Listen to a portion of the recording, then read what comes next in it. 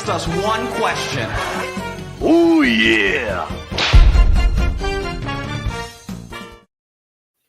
And good morning, everybody. It's Sunday morning, and it's time to talk about the events of the past week. Good morning, Tim. How are you, sir? I talk to you first because I can see your face. I'm doing pretty good. Just recuperating from lack of sleep, but I'm getting there. Oh, yeah. Wasn't there something about Ohio or some other state or something? I went to Ohio with some buddies, and we're planning to go back in April to certain locations for Superman. I was gonna say Superman Legacy, but I guess it's just Superman. Uh, we're planning to go to certain locations there and say hi to the cast and welcome them to Ohio and see Yeah. what we can do. Oh, Yeah. well. That's going to be very, very exciting. We're going to have to keep Absolutely. track of that. Where can people follow you on the YouTubes? YouTube, you can find me at the youtube.com/the Joker's Corner, or you can find us, me and my husband, on Frightful Film Fiends. That's at Frightful FF. You can find us on YouTube, and we do horror reviews over there. So. Because that's going to be really exciting stuff to see as they progress and move Yeah, forward on the film that they're doing. So, absolutely. Bob, you were the first to arrive. Good morning, sir. Yes, good morning. Good morning. How are you? I am good. I'm good. How was your weekend?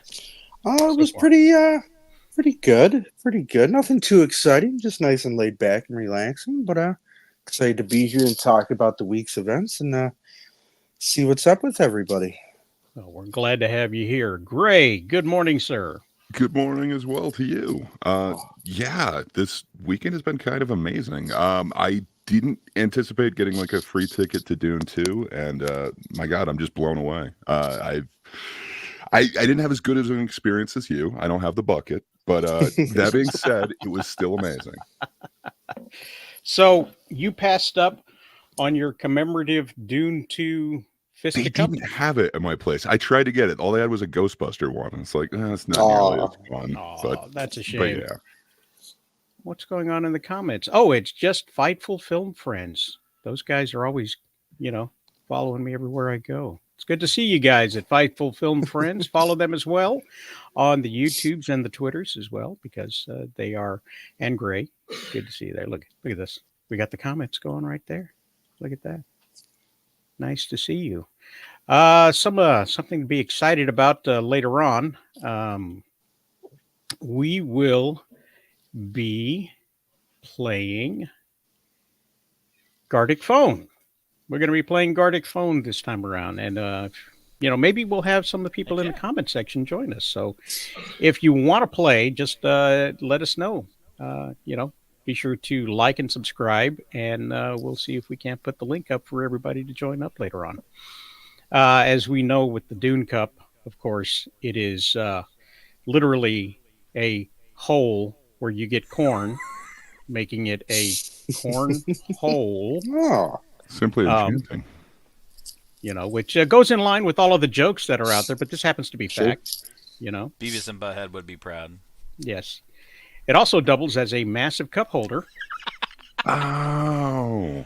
Wow. See, now I I'm didn't more think it jealous. was that big until I got it, and I was like, "Wow, this thing is way bigger." Than because I was looking, That's it's like, what she how are you said. going to get your hand through there? But That's yeah, what she exactly. said. So, you come out of the movies with these big old giant drinks. You don't have a cup holder big enough for it. But if you went to see Dune, you are well prepared when you leave the theater. And it also doubles as a Sarlacc pit. That's amazing, Certainly that is hilarious. awesome. If you're wondering where the Sarlacc pit came from originally,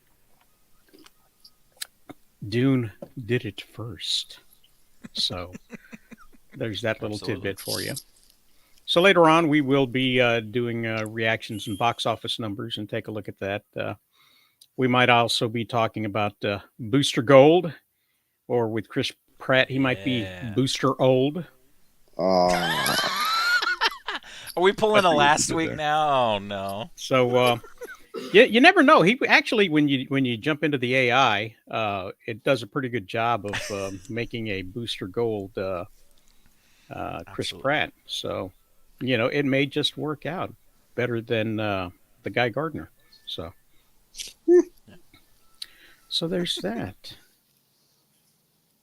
And let's see. Poor Chris Pratt. Why does he get hounded so much? This guy gets so much hate for everything he does. You know the thing Best about Mario Chris, ever. I wouldn't go that far. Oh, he was. Yeah. I mean, who do you compare him to?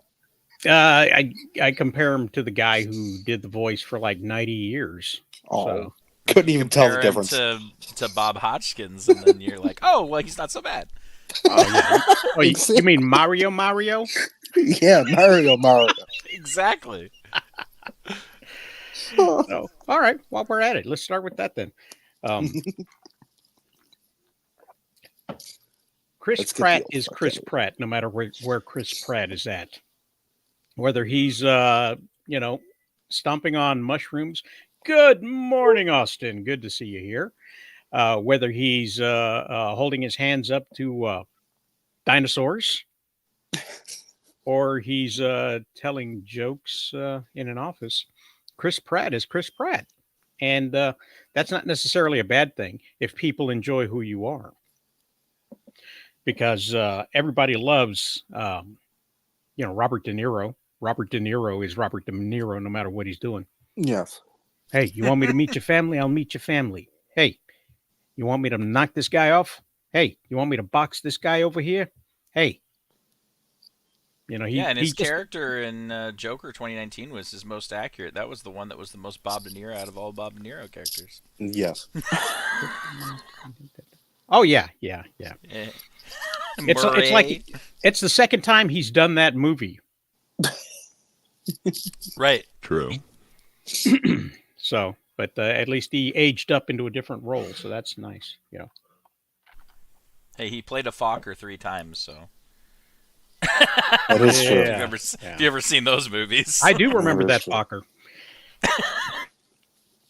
And we might be able to get Gray to tell us a joke this week, but who knows? We may try that later. Yeah, I don't think so. Not into the whole humor thing. You're not into the whole joke. Maybe I can get you to say the preceding program was brought to you by the following. Oh, please. I do enjoy that, yes. So do you think he'll make a good Booster Gold, or will he just be a distraction? I mean, I would think that to me, he screams more of a Booster Gold than, like you said, than a Guy Gardner or anything like that. I mean, I think like that is actually a role that is like right up his alley. Now, it might just be Chris Pratt being Chris Pratt for however long he's in a movie for, but I mean, I think that's actually kind of geared right towards him, really.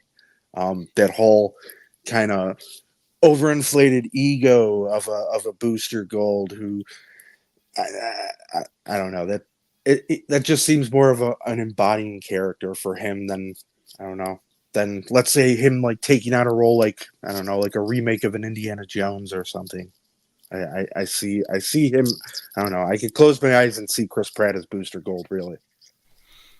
I think there's this comedian out there who I think would probably do a better Booster Gold, because I don't think you're supposed to necessarily like Booster Gold, like Guy Gardner. You're not really supposed to like him. You're supposed to enjoy his antics. And whenever he gets his comeuppance, you're supposed to really enjoy that. But you're not really supposed to like him as much as he tries to. So wouldn't that make Chris Pratt perfect then? No, because they just don't like him.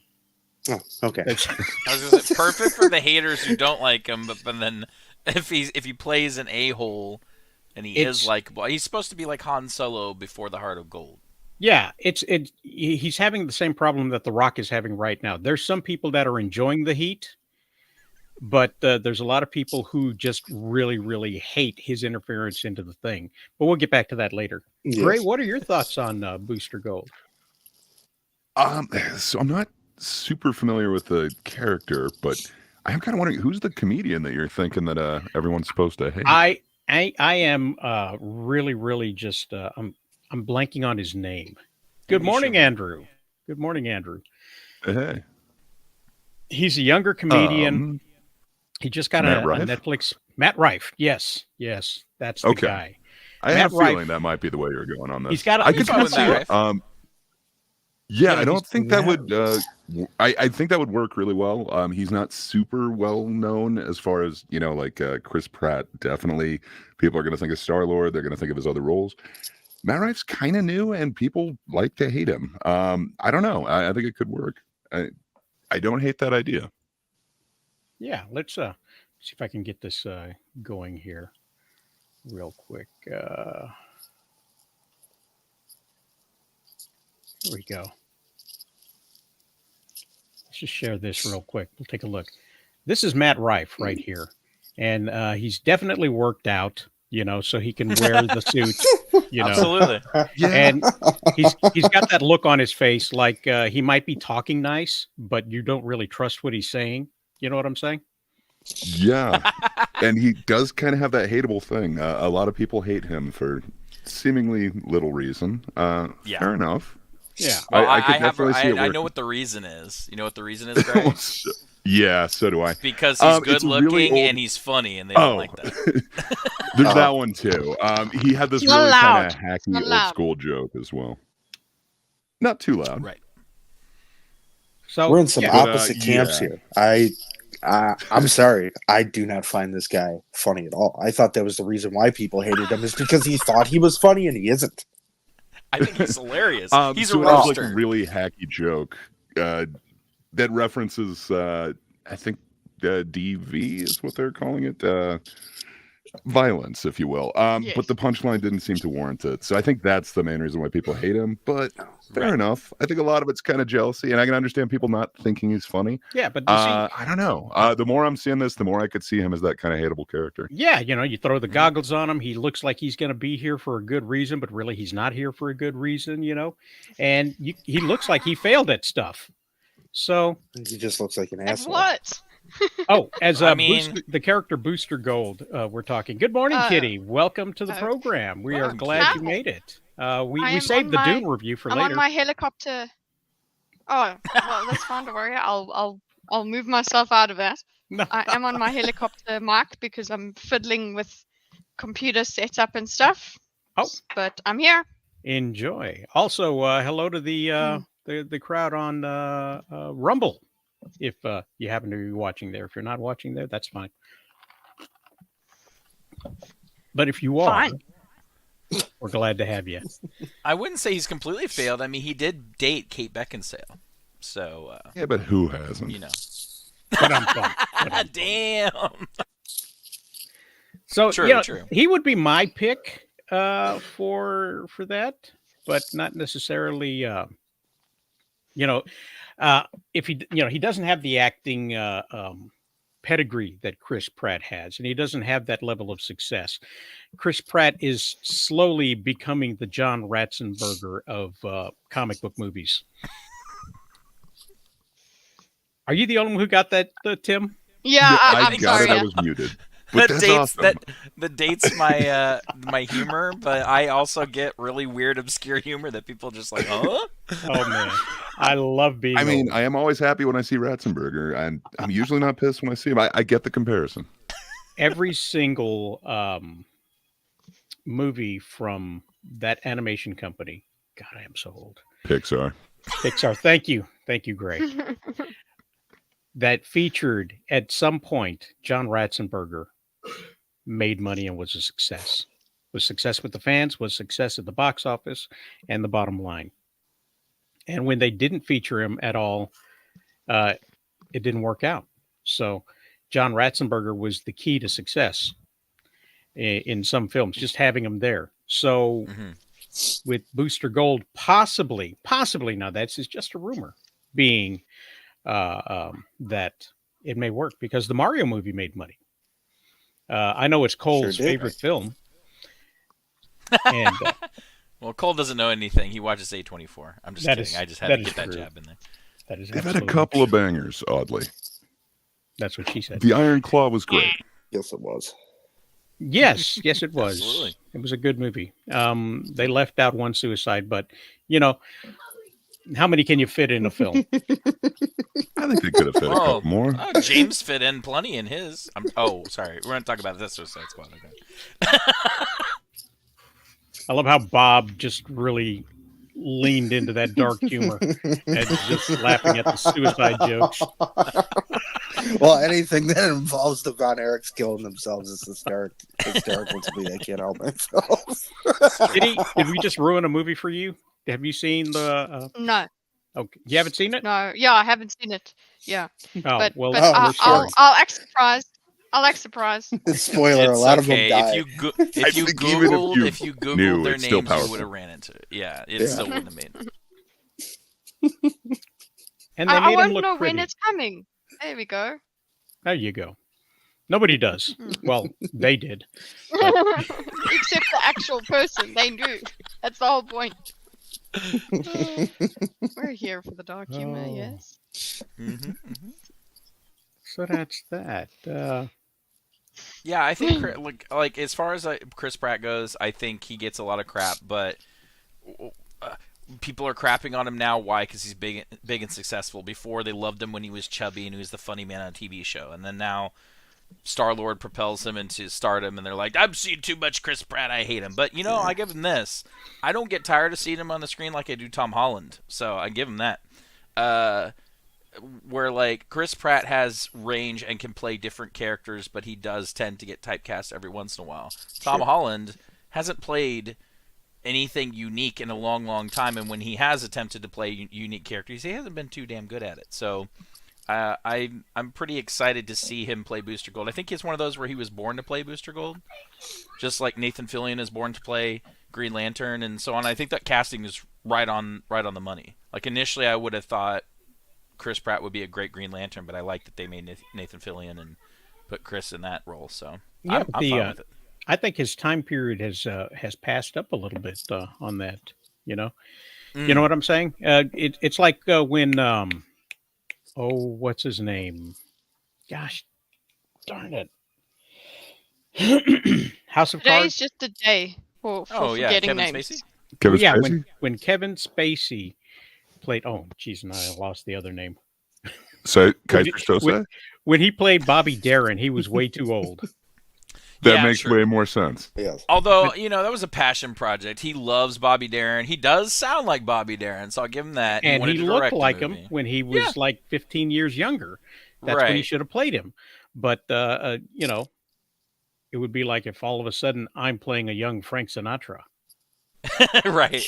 Yeah. It's kind of like pulling the Neil Breen way of filmmaking, where if you've seen Neil Breen movies, he casts himself in everything and plays ridiculous characters. It's that. It's like he's so into it. It's like, I've got to make this movie. I want to make this movie. He's passionate about it, but didn't really question whether or not he should, Yeah. And don't forget how he casts every poor actress in a role where they're like always made to either be kissing or laying naked with the poor guy or just some Right. embarrassing thing that they have to put on their resume Pulling now a Tom Cruise for the where rest of he's their older life. and they're way younger. Yeah, absolutely. Oh, poor breed. Kitty, did you see my my Dune fisticup? His cornhole. Yes, I did. See, you've actually got to stick your hand in the hole to get the It's just- popcorn. Now, does that Pull it limit out. your popcorn consumption at all? It reduced it. Yeah, it actually it made I it makes can't. it healthier because you're eating it in smaller portions because it's going to weed out the lot of it. Rosales, And, do that slower and Really? closer to the camera. No. I'm so The glad that Rumble my exclusive. camera's off right now. Because your hand goes here, and you gotta. I wonder if they're going to have Oh, them here. I'll let Oh. you guys know if they have them here, but I don't know. Oh, And my then- They hand didn't is Oh, even supposed have to them go someone- here. there? Apparently, Wait, Some my of the, hand is flyover supposed to states go there? aren't, I'm confused. That's not what I thought it was for. You've been Oops. using it wrong. Yeah. Very wrong. And I guess I don't know, who had popcorn a isn't better the only time? thing you can put in it. No. No, that's definitely going to get some wrong uses. I can tell you that. We are in the internet age. Yes, yes. Oh, yeah. There's going to be a whole subreddit just dedicated just to that bucket itself and what people are doing with that. For exactly right now, what just happened is the only reason I bought it. Was to Just share for it that, here on the just for that screen. moment. Well, I Just mean, to share it's a it. write-off now, right? Business Oh, okay. purpose? Yeah. I was like, wait, definitely what? is. Yeah, that's what she said. It's a tax write-off. That works with everything. I can't believe how well that works with everything. Let's see. Wow, Tim. Oh, Five don't act like you're friends is offended, sweetheart. So excited. Look at that. I think you That's have a my follower. husband. I think you have a Yeah, follower. That's my husband. He would pretend that he's offended by what I say. When are you guys going to be doing the co-hosting both on screen type stuff? Because I know that's supposed to be coming later in the year, right? Yeah, we're supposed to be starting that here pretty soon. We're doing edited videos first. We're getting those lined up. Mhm. We're actually currently working on some right now and kind of tweaking what we want, and then we're going to do a stream where we have certain guests on from the horror community and talk about certain filmmakers and genres. But yeah, we're working on our cursed film stuff. So yeah. Awesome. Kitty, how was your week? I haven't talked to you this morning about your week or this evening for you. Gosh darn. Your part of the world. We've had some friends over this weekend, so I'm recovering. So I'm like, what is happening? Where are we? What day is it? So yeah, I'm chaotic inside. That's also why my camera's off. Well, I'm glad they brought you some enjoyable recreational medication. I'm glad they didn't get stopped by. Anyway, I'll go ahead. I wanted to go back to Elmo. Yeah. I know we talked about him a week Yes, or so I see ago. this. But what I didn't realize was that he had actually tweeted, and that's what started the whole thing. Was he tweeted, and people reacted rather dramatically, which is why he went on the air to talk about mental health and getting help when you need it. And that's when what's his name attacked him live on the Today Show and drew everybody's attention away from it. But this comedian talks about it. Let me just show this real quick. Elmo asked us one question. It took nothing. Elmo just said, "How is everybody?" And the floodgates opened. As an internet user, I was embarrassed. The way that everybody just poured everything out to Elmo. If you didn't see it, Elmo tweeted, "Hey, just check it in. How is everybody?" And 185 million views. What, 1 million replies? I don't know how many replies. It was absolutely crazy. Everyone just told Elmo everything that was happening in the moment. There's no better indication that we need universal mental health care than everyone responding to Elmo like he was in the room. That's absolutely insane. I can't believe, poor Elmo. Elmo probably smoking a cigarette right now, trying to calm down after the horrific stuff. Because some people were sending in video, like, all he said was, "How is everybody?" And then people under him, right underneath, like, "They found me guilty, dog." Like, that's insane. This is not real right now. Go seek real help. So yeah, and I wanted to take a look at some of these responses real quick if I could, because this is the actual tweet here. It's Gundam's in there. Gundam, yeah. Gundam. Oh no. So he said, Wait, what did Gundam say? People have lost hope in dystopian nightmare that was called America. We are told not to trust our eyes and to believe the science, unless the science has to do with gender. We are on the edge of a civil war, a world war, and a culture war. In the absence of God, there is only Taylor Swift. It's a good. Jesus Yeah, Christ, that sounds is like wrong? something. That sounds like something Gundam would say. Hey, Gundam. Yeah, I was I like, think there's a little where more is the than that. punchline? I was waiting for it. America, that was the punchline. So every morning I cannot wait to go back to sleep. Every Monday I cannot wait for Friday to come. Every single day, every single week for life. I think I Jesus. like that one. Yeah. What is Elmo's opinion on late-term abortion? I will wait. Oh my God. Hit this effing blunt, Elmo. Oh no. And you know what? I love it because he used his mugshot. Yeah. Jesus. I was gonna say, yeah, or his IMDb photo. You never know. Same thing. Elmo, my man, you been to the grocery store lately? I don't know The if you hidden drive, replies. but you filled up the gas tank. Stop gaslighting us. You know it's real out here. The way everybody just goes hard on him. Like, gee, I just wanted to know. Yeah, how's everybody doing? Why is it his fault? Why is it his fault everyone's doing bad? The hidden replies. We're not looking at the hidden replies, by the way. But we will mind our own business because that person works at the White House. Oh, look, he's standing next to the Muppet that has AIDS.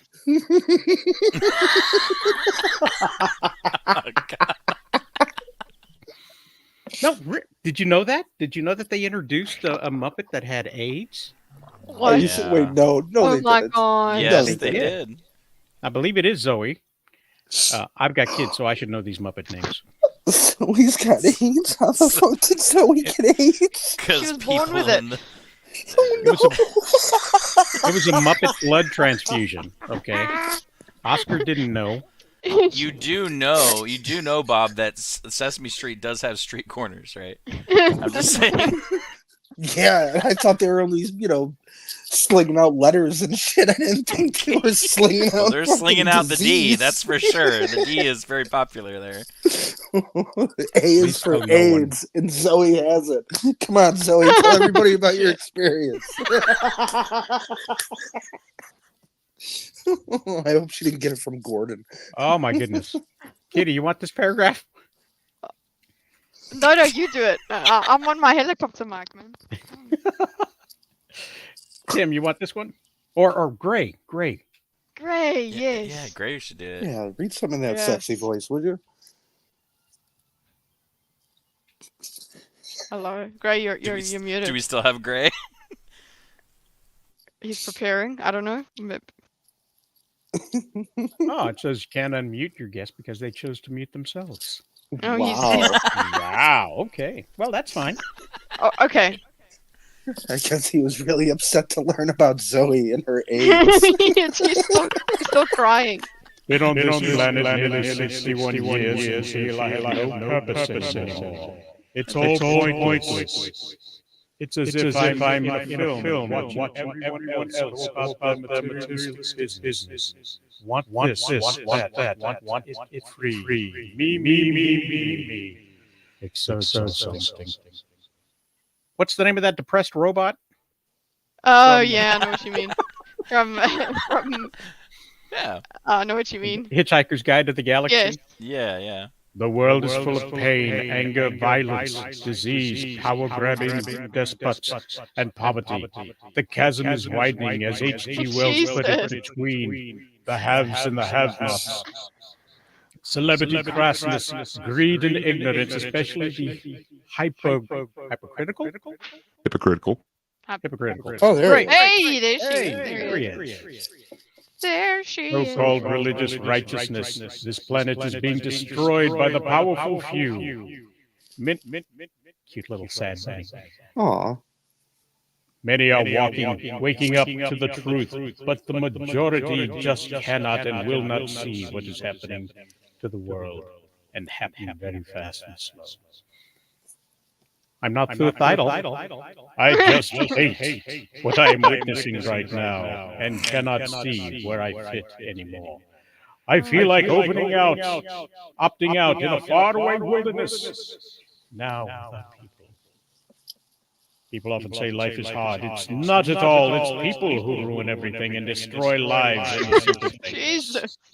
I That like how was I'm so not epic. suicidal was the brightest thing in that whole fucking ramble. Yeah, I love your reading of it. I'm sorry I was away on a dog issue. No, I'm I'm so hearing sorry, but that meows led to all over this the place. legendariness. Yeah, okay. Elmo has a number for you to call.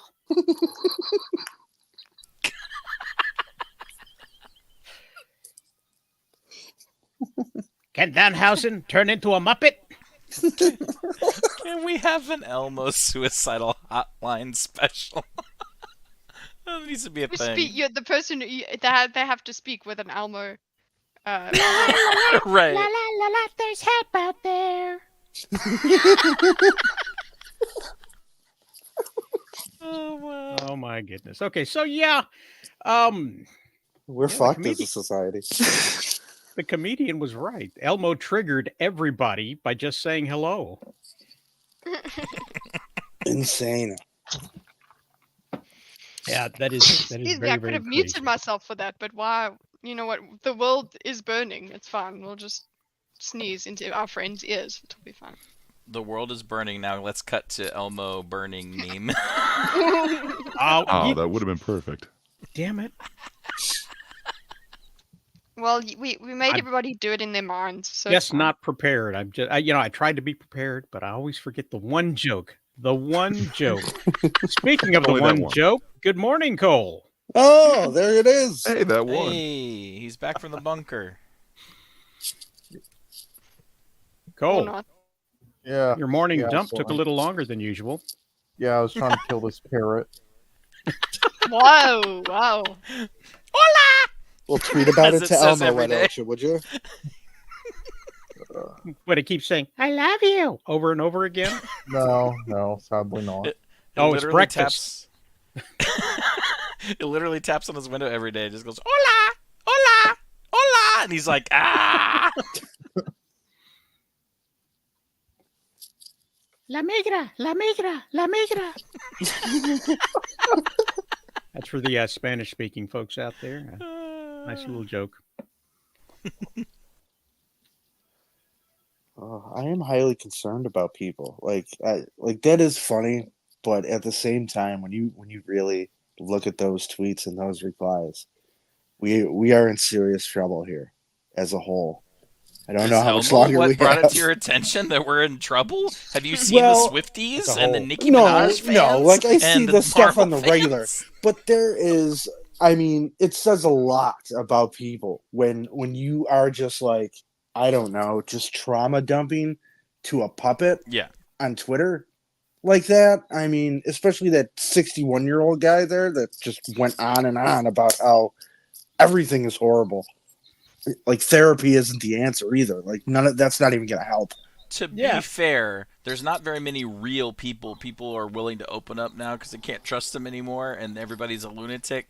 I think I might have more trust opening up to Kermit the Frog now than even my own therapist. I don't mean, know. Let's be How honest. trustworthy can they be? They can get AIDS like the rest of us. So, are you gonna take a puppet to your therapist and hand it to him and say, "If you put this on, I will tell you so much more." Hey, Yeah, some why not therapists save use time, cut out puppets. the middleman. You know what? Straight I to the will point. bring that up in my therapy session, and I will actually get an answer on that and see what they say. I'll be genuine about it. Did you ever see that footage from, I don't know what concert it was? It might have been there was some big California studio concert thing going on, and they had all these huge bands come out and perform on this one stage, and then they brought Kermit the Frog out at the cameo to sing Rainbow Connection. And you know what? He got a standing O and the biggest crowd reaction over any of the bands over the entire thing because people care about the Muppets that much. Now, mind you, this is before, they went through casting and kicked out, the original, voice and whatnot and all that stuff. happened. I thought the original This is voice when- died. Well, yeah, the I mean, OG a voice. different in type that of case. kicking out. Right? The Muppets Spot haven't the been good typo, in a pointed while, out and in that's the partly comments. because of what they did with it. But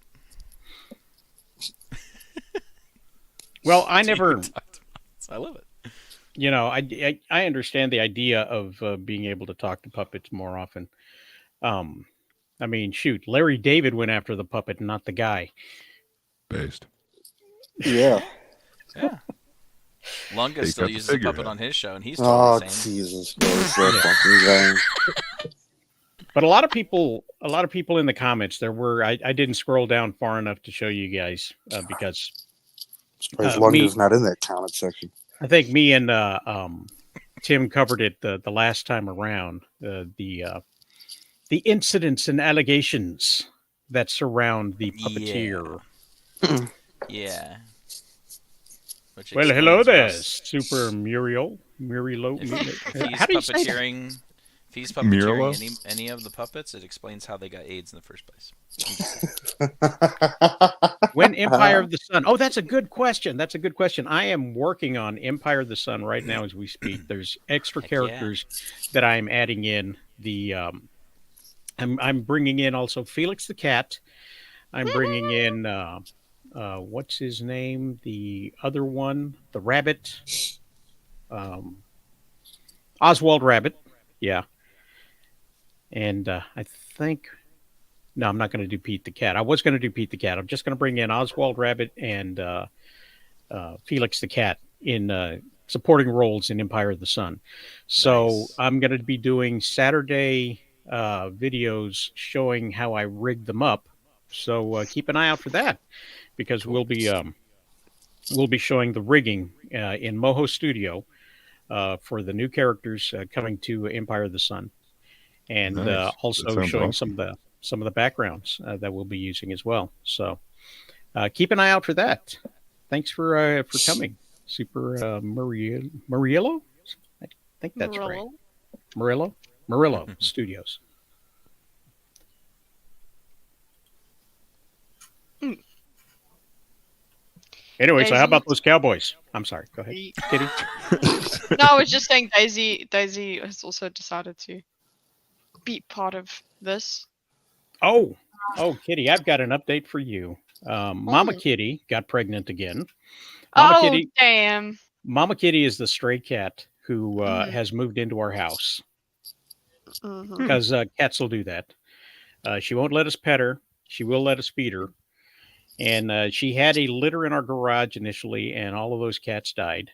And then she had a second litter in our garage, and all but one died. And that one baby kitty that survived is now a house cat for us. And I'm her daddy. She loves me, nobody Mhm. else. She comes to sleep with me now at night and purrs in my face. She's an adorable house kitty, but now she's going to be an aunt. And Mama Kitty wound up looking like Cat Bus from a Studio Ghibli film. I mean, she was huge, and carrying a litter around. And she finally had this Saturday had a litter underneath my eldest son's bed. So Oh my god. Okay, can we need to Here's fix her hoping now, for better okay? results. well, she won't let us touch her, so we can't get her fixed. But You trap her. she Make her does. hate you. She loves my 12-year-old Chihuahua, who tolerates her. Doesn't love her back. She loves on him. She rubs on him. She comes to meet him and greet him and sniff him and stuff. So basically, she is like any wild woman out there. She goes out and parties and then comes back home to daddy. And now she's given him a litter of kids to take care of so that she can head back out again. So Hey, if Great. you need another stud, that I've got one right here. He's single. He's looking for a new mama. Oh, you gorgeous baby. Aw. His So name's Duncan. fabulous. He's my big baby. that is Aw. awesome. That is awesome.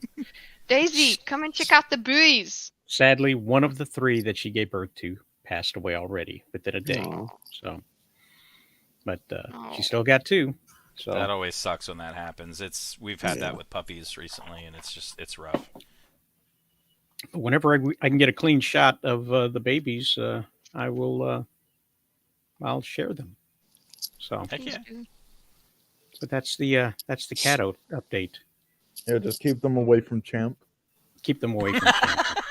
Yeah, you microwaves them. Cole. Oh, nice. Have you seen his bucket? Yeah. So how much for that? Cole, you need to It see was a how steal. Oh. This is what happened while I was watching Dune. Okay, this is what happened. Repeatedly. I love the sound of it too when it's partly empty. Yeah, again, just replace the worm teeth with razor blades, and it's a saw trap. Multi-use. Yeah, I think it was like what, $15. I'll have to look at my receipt. Yeah, it of the was on total for credit, so everything. it's free. There you go. Oh my goodness. Hey, Cole, did you happen to see Friday Night SmackDown? No, sorry, but Well, I predicted this weeks ago, and I was telling people who were excited about Bailey winning, the Royal Rumble thing or whatever it was, and her getting a shot at the belt, right? And they figured, well, she won. She should be featured in the advertising, which she wasn't, and she should have a main event at WrestleMania, which she doesn't.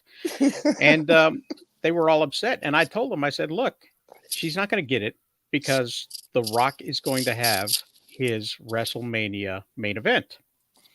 And I postulated, because I didn't see the contract, that the WrestleMania main event was in his signing deal, in his contract, which is why nobody else knew about it when they were planning ahead and making plans for the other wrestlers, because nobody has any idea what's in anybody else's contract or what they're getting, and so it was none of their business until it was their business, and they were informed. He's contractually obligated to have a WrestleMania main event. Yep.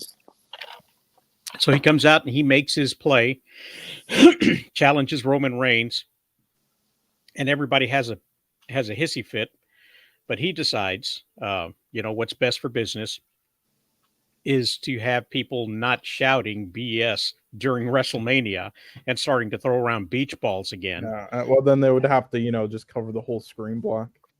Yeah, like they did when people were flicking off Dominic, Yeah, they covered a whole row just because one person had a Die Rocky Die sign. Yeah, they sure did. And the thing is that he's still obligated contractually. They're still obligated to give him a WrestleMania main event this time around, which is why I said it's going to be a tag team of the Bloodline versus Cody Rhodes and Seth Rollins. And sure enough, this Friday, that's what The Rock did. He called them out and offered that up. And so next Friday, Cody Rhodes is going to come out and accept it. And here's how I see this playing out, because Cody Rhodes' story is epic. His dad fought hard to get the title, and then they took it away from him, so he wasn't able to hold it for too long. Mm-hmm. Here's how I see this playing out. Cody Rhodes and Seth Rollins lose on night one, okay, to the Bloodline. And then it's Bloodline rules, and everybody thinks he's going to get screwed over, okay? Yeah, and do you think he'll get cashed in as well by Priest? I think that Roman Reigns will do everything possible to keep Cody Rhodes from winning. However, he's going to fight against the current. He's going to be the salmon looking for the spawning, and he's going to reach the top, and he's going to eventually pin him despite all the interference and win that belt. And yes, he will be cashed in. It'll be cashed in on him right there and then. Oh. And he's going to be hit in the back of the head. He's going to be attacked. He's going to cash it in. And the belt will be taken away from him, just like his father. And that brings it full circle. Or this way. This way's good. This way right there. Yeah. Full circle. Back to his father's story. And he gets to do his father's story exactly. And they get to move on from that. Mm-hmm.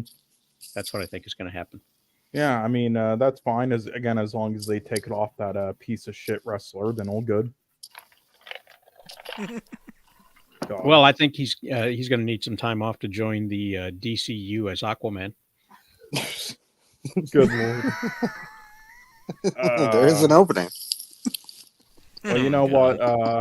I would say he can't be much worse than he was as a wrestler, so I'd give him a chance. But then I saw how he was in that Fast and Furious film, and I was like, yeah, okay, I'm good.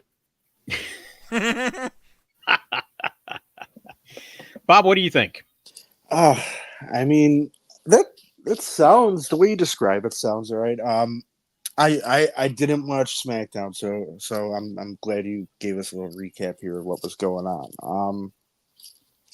I mean, my worry is with The Rock especially is when the guy comes in and all of a sudden he's put copyrights and trademarks on about like 15 different sayings of his.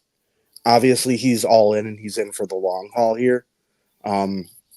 So it concerns me. I'm sorry, we're talking sports. Hang on 1 second. Oh, okay. Go ahead. Thank you. So it concerns me a little bit when this dude's putting trademarks on catchphrases and shit like that. Also, I didn't watch it, but I saw that he also posted a 26-minute promo. I don't know if any of you's watched it. I don't know why anybody would watch a 26-minute promo with him saying the same old shit over and over. I did watch the promo. Did you? It was I watched Chillmonger's commentary, so it was about 45 minutes. Okay. But you wanted to double the time on that. I doubled the time. What he did was he mixed real life events with storyline events. Yes. And kind of tried to blur the lines back and forth between kayfabe and not kayfabe. And I think what he's trying to do is build himself up as the new corporate Mr. McMahon. Okay. Because you had the Mr. McMahon character was born out of the Montreal Screwjob. Yes. And so he took that and ran with it and created the whole Attitude Era and everything else off of that. I think Rock sees this in his head. He saw that as part of what worked in the past, and he's going to try to make that happen now, being the new face of the corporation, being a board member and a wrestler and an entertainer and a businessman and all these things, and try to work that in as his own version of Mr. McMahon. I control the ropes kind of thing. That's awesome.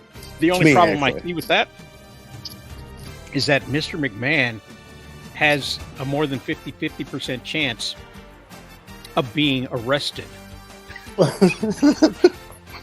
for crimes against humanity. And being the second coming of Mr. McMahon is going to not be desirable when that sort of thing happens. I mean, but at the same time, I think he might be able to, even if he steps into that similar role. I think he's gonna help take some eyes off that a little bit. What do you mean? He did block out him. That's a crime against humanity.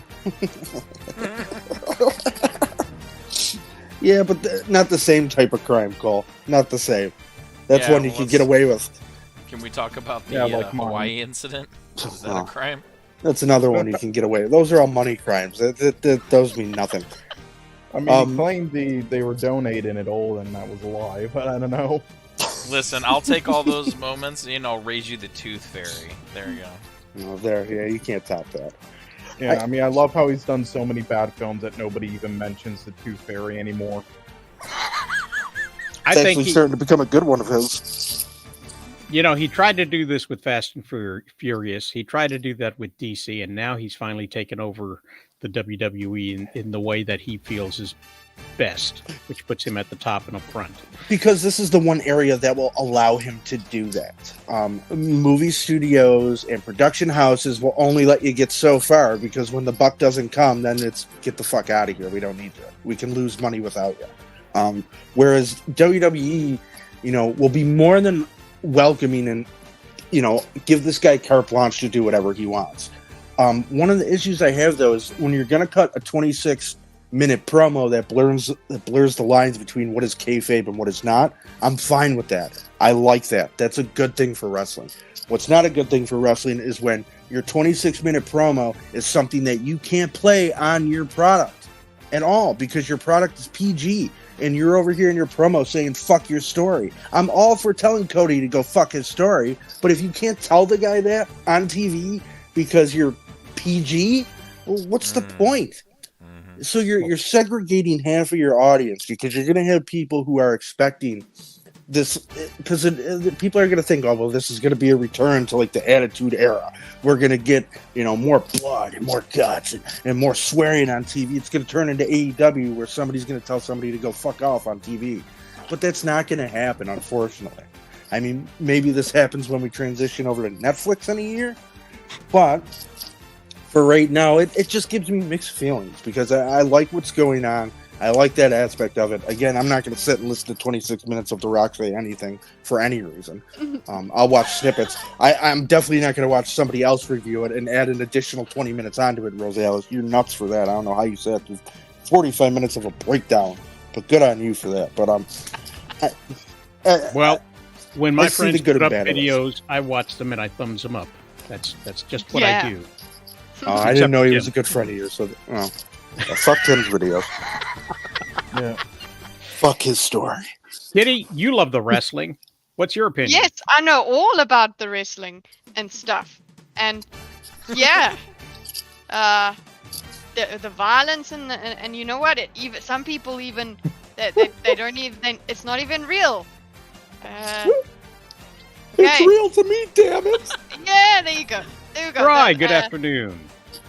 No, but just thinking of just the whole idea of a promo that lasts half an hour, that's weird.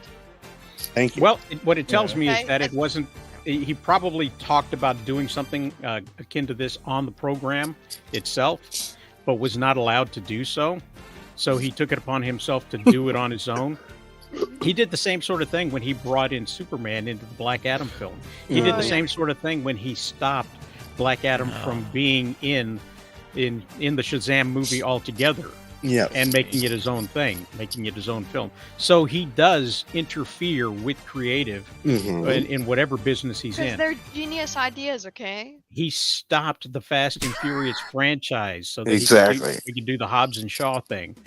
I mean, just some say he improved it for that. So he does have a history of working outside of the creative and making things his own.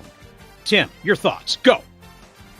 Like it's hardball. Yeah, I don't really have any thoughts on this because I haven't been keeping up in a while. But I mean, yeah, a 30-some minute promo is insane to me. It sounds like it feels like I'd be watching a QVC special to sell one particular item, which sounds ridiculous. And those people are all women, so they gab a lot, so that makes sense. But for The Rock to be doing 30 minutes, I mean, 30 minutes. To do a 30-minute promo is just insane. It just sounds like it sounds too much like I don't know. It just sounds like it's somebody who just like knows how to obviously showboat and talk too much, but then they don't know how to cut themselves in the way that Peter Jackson doesn't know how to edit his films. That kind of thing. It's just like, okay, you don't really need to go on this long, but I get it. I mean, it's harkening back to days of, old days where, I don't know, somebody might cut a long it's promo. The old days, but it's not the old days, and they don't do anything cool from the old days, so it can't, you know what I mean? That's like you said. Yeah, but I mean, it doesn't have the same vibe when a guy is, standing in his backyard of his multi-million-dollar mansion just talking at you for 26 minutes about your, screw your story, and you're not going to win. We're going to do whatever I mean... Here's the problem with The Rock. We need another underdog story again. We need somebody new. We need some fresh blood. We need something interesting. We need to start over. We need somebody who's not like a multi-millionaire who's in over his head. I would love to see more of that stuff. Those are the wrestlers I'm interested in seeing. I don't really care about the superstars anymore. That I just don't know how much longer they can, dovetail on the fact of Cody Rhodes continuing his story. I mean, it's gotten to the point where that's the selling point for their newest video game. How much longer is this story really going to continue? You know what I'm saying? It depends on how much new blood they bring in. If they do what Tim says, they're going to bring in somebody new, like they did with CM Punk, and that'll interrupt the story.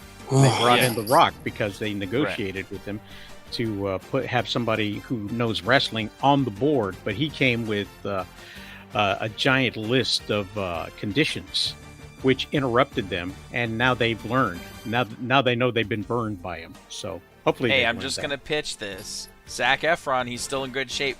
Zach, if the acting thing's not your thing, get in the ring. Oh yeah. Get Efron in there. Get somebody who's already a celebrity but also relatable, and then he still has to work his way to the top. Love to see something like that. Well, I mean, yeah, you would already be better than Logan Paul, so sure.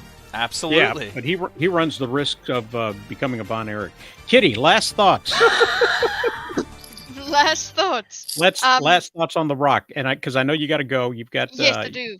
So I'm so let's. sorry for hardly being here, but I'm really glad I got to be here at least a little bit, and so that you guys can hear my amazing wrestling takes.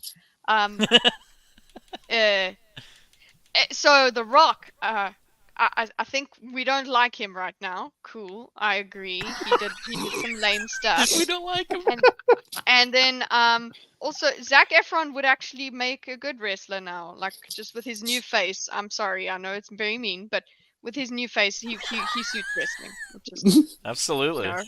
Yeah, he does the whole wrestling thing really well. Let's add him to the ring. Let's do it. That was a really good idea. This is official advice from entertainment people. I'm not an entertainment person, but I'm just gonna say what entertainment people said, and just tune in for my half an hour promo for For Dune up. 2. Yeah. Your half an hour promo for Dune 2. Yeah, just I'll half an hour explaining exactly why you need to watch Dune 2. Demonstrating the popcorn box as well. And, Yeah. I couldn't help but notice that somebody had noticed that you noticed them. And you were in a compilation video by somebody.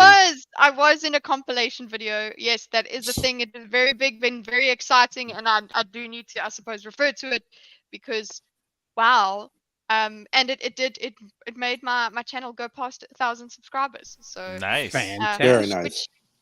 Which is why Gray wore a pink dress on our last stream. It was pink, thank you. Nice. Yes, it was pink. Yes, it was very good, very pretty. Wait, hold on one second. Are you looking for it? No. Got Gray, something for this. she got you to wear a pink dress, but I can't get you to tell a joke. No. I'm just not a fan of comedy. What can I say? Jokes. The whole comedic timing thing. Oh, not Gray's cup of tea. But yes, very exciting stuff is happening on Thursday on my channel because the person who decided to notice me will notice us back. If I actually go and freaking reply to the email that I was supposed to reply to yesterday. Well, you had company, and you were busy playing Minecraft, I think. No, I'm playing Minecraft now. So yeah. All right. So that's why she's got to go. So I'll see you guys on Thursday.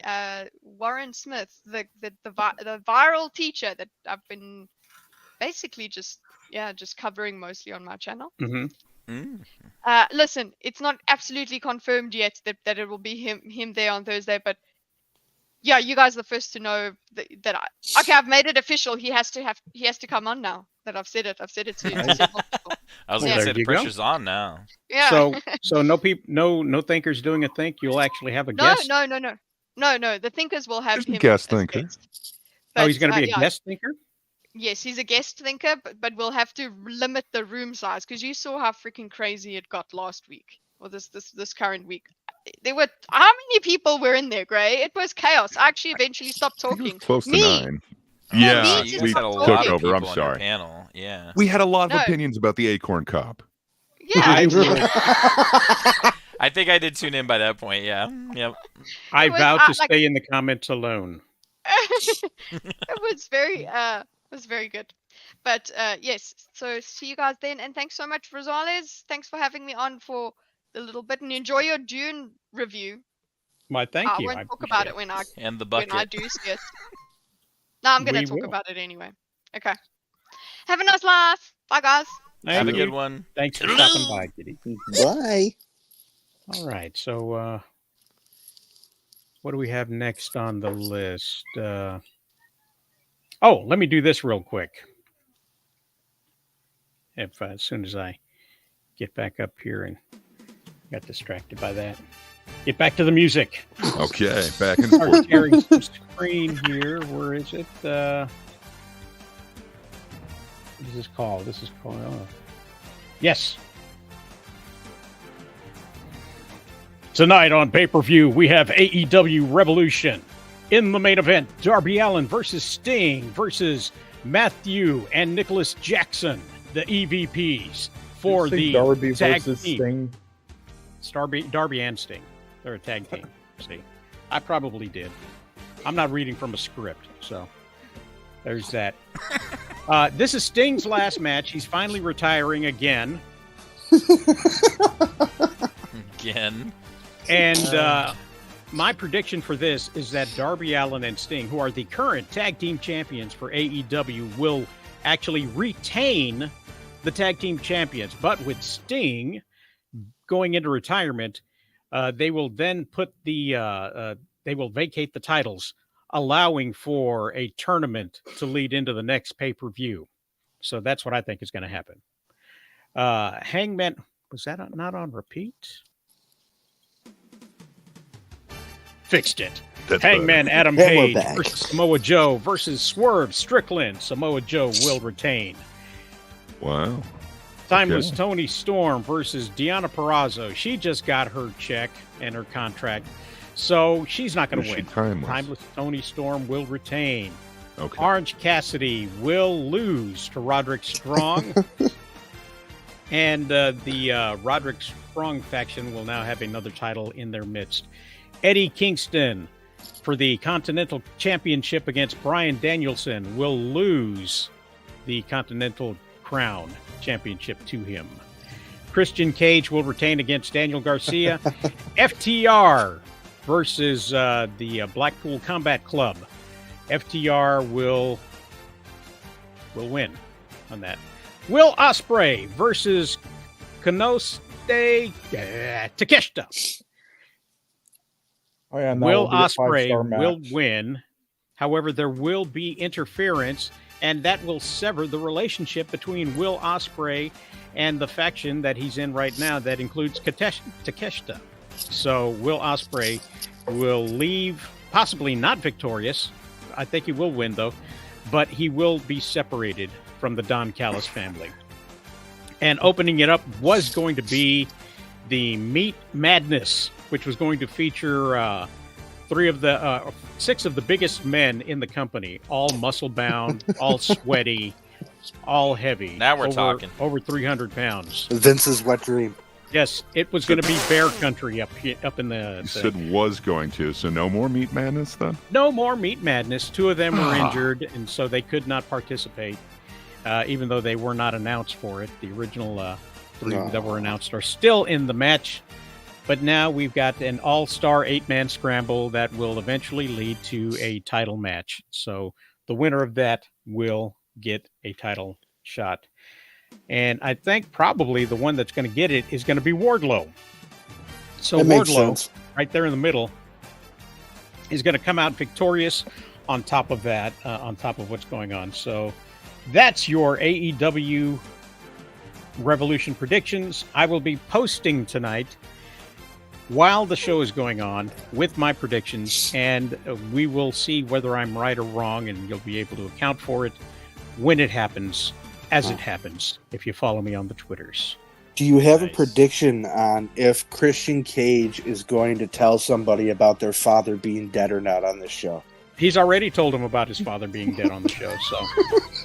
And he told him he wanted to be his daddy. And Listen, this dude's got whoever came up with that is Daniel Garcia responded to him saying, "I'm going to make you. I'm going to put you right up there with my daddy. You're going to be dead." now I might have him confused between Garcia and Jungle Boy there, but I'm It pretty was that sure and Nick Wayne. my hometown got a shout out. I don't know how long ago was it when Cage was cutting a promo, and I think he said somebody's mother was buried at like 2 Pearl Street or something in Buffalo, New York. And then when you actually look up the address, it comes up as like St. Lady's Cemetery. It is a real cemetery here, whatever it is. But for him to say that, I never laughed so hard when they pulled up the address. I'm like, holy shit, I've been there. I think one of my aunts is buried there too.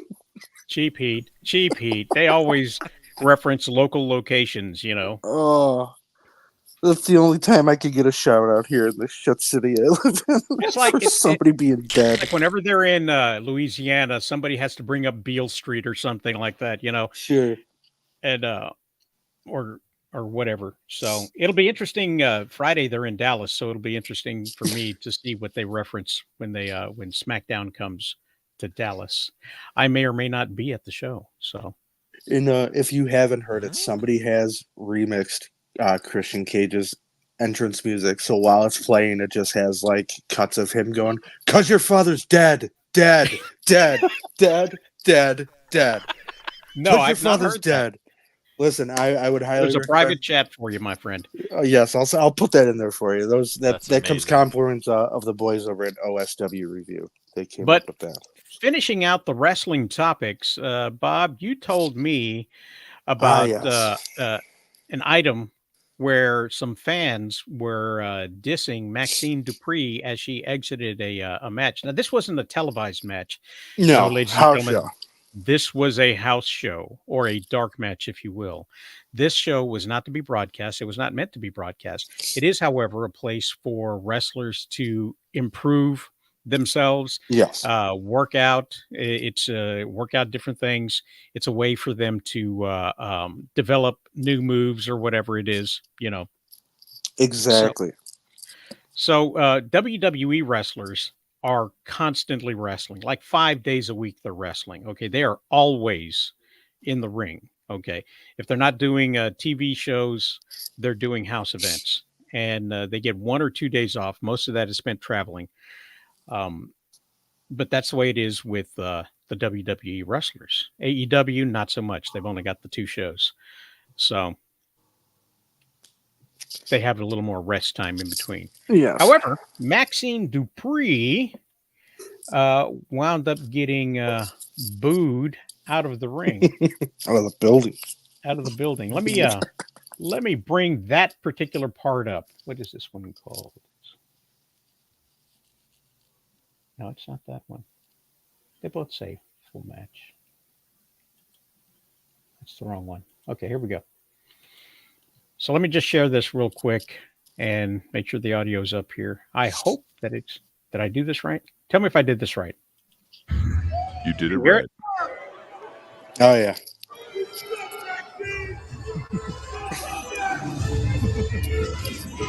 Ooh. So I believe that was "You Suck, Maxine," "Don't Come Back," Yeah. and some other things that people were saying. And not Ronda Rousey, Rhea Ripley posted this this reaction saying that people should be nicer. Yes. Essentially, people should be nicer because she's learning and she's trying to get better and she's improving every day. And No. All right, they're paying to see matches. All right, if they're garbage and she isn't ready, then they have the right to boo. They didn't Exactly. say anything like "die, Maxine, die." All right, they literally said "you suck" and then booed, which are allowed to. All right, this is And isn't that part of the wrestling thing? It's part of the hype Yes. and this is just the soft pussy generation of wrestling fans and wrestlers now. Yeah. It's like, really, we can't even do That that. being So we said, though, can't. they don't have to be mutually exclusive. Like, people could be nicer, but yeah, definitely still boo. Yeah, like they're but, not booing some her; they're people are booing the people jerks. putting her in the match. Basically, when they do it, like when she clearly isn't ready. That's basically like who they're pretty much like. Or you're sending booing the message character. towards.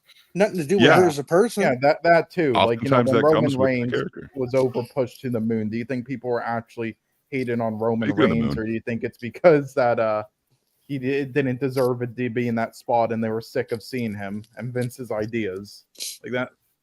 I'm sorry, thing what? here. It's tough. So you just take a quick look at Maxine Dupree here. Definitely looks proficient. Jermaine. They threw Jermaine in there. Bon vivant resistant. Obviously, she's athletic. Sure. Yeah, I guess. Yeah. definitely join You know? Mandy Rose. She's athletic. I mean, From what I read up on her, I mean, and this is outside of any battle royales, rumbles, 6, 7 women tags there or whatever. She's probably only had, I believe it said, about like 10, 11 singles matches. This being one of them. I'm sorry, what? No, go ahead, please. So having only a couple handfuls of matches, I mean, handfuls? Yeah, a couple handfuls, 2 handfuls to be exact. So she's had only 2 handfuls of matches there. And wow, both hands. Both hands. Both hands. Firm grips. But that's her problem, is she doesn't have a firm grip on her wrestling style yet and her skill set. And I think that's the problem. The other problem here is you have a heel in the business coming out and tweeting that the crowd should be. I don't know why, but yes. Exactly, yes. You have a heel in the business tweeting out that the crowd should be more respectable and more nicer to somebody who's out there trying. Now, my thing is, house shows are where you're supposed to be trying, but you do have to take whatever the crowd gives you with your effort. If your effort is shit and people feel that way, they have a right to tell you. They bought a ticket to tell you. There's nothing else to do at a house show, so at least they're going to do is tell you whether you're good or not, whether they like you. That's how the rest of the company and people figure out what to do with you going forward. If people don't like you on house shows, chances are they're not going to like your shit on TV. And that means there's no point in time to waste time putting you on TV if all you're going to get is just an orchestra of booze, when that's probably what they don't want from this girl. Is that how you spell Maxine? Yeah. It looks right to me. With 2 X's? Who's going to argue I've seen it with 3. Fun fact, Mason and I went to a horror convention in Indianapolis, and Maxine was there at the panel. You went to a horror convention? A horror convention, yeah. Oh, I misheard you. Yeah, and, we regularly go to these things, and we were at these conventions, and I was like, why? Like, I've noticed the increase of wrestlers being at horror film conventions.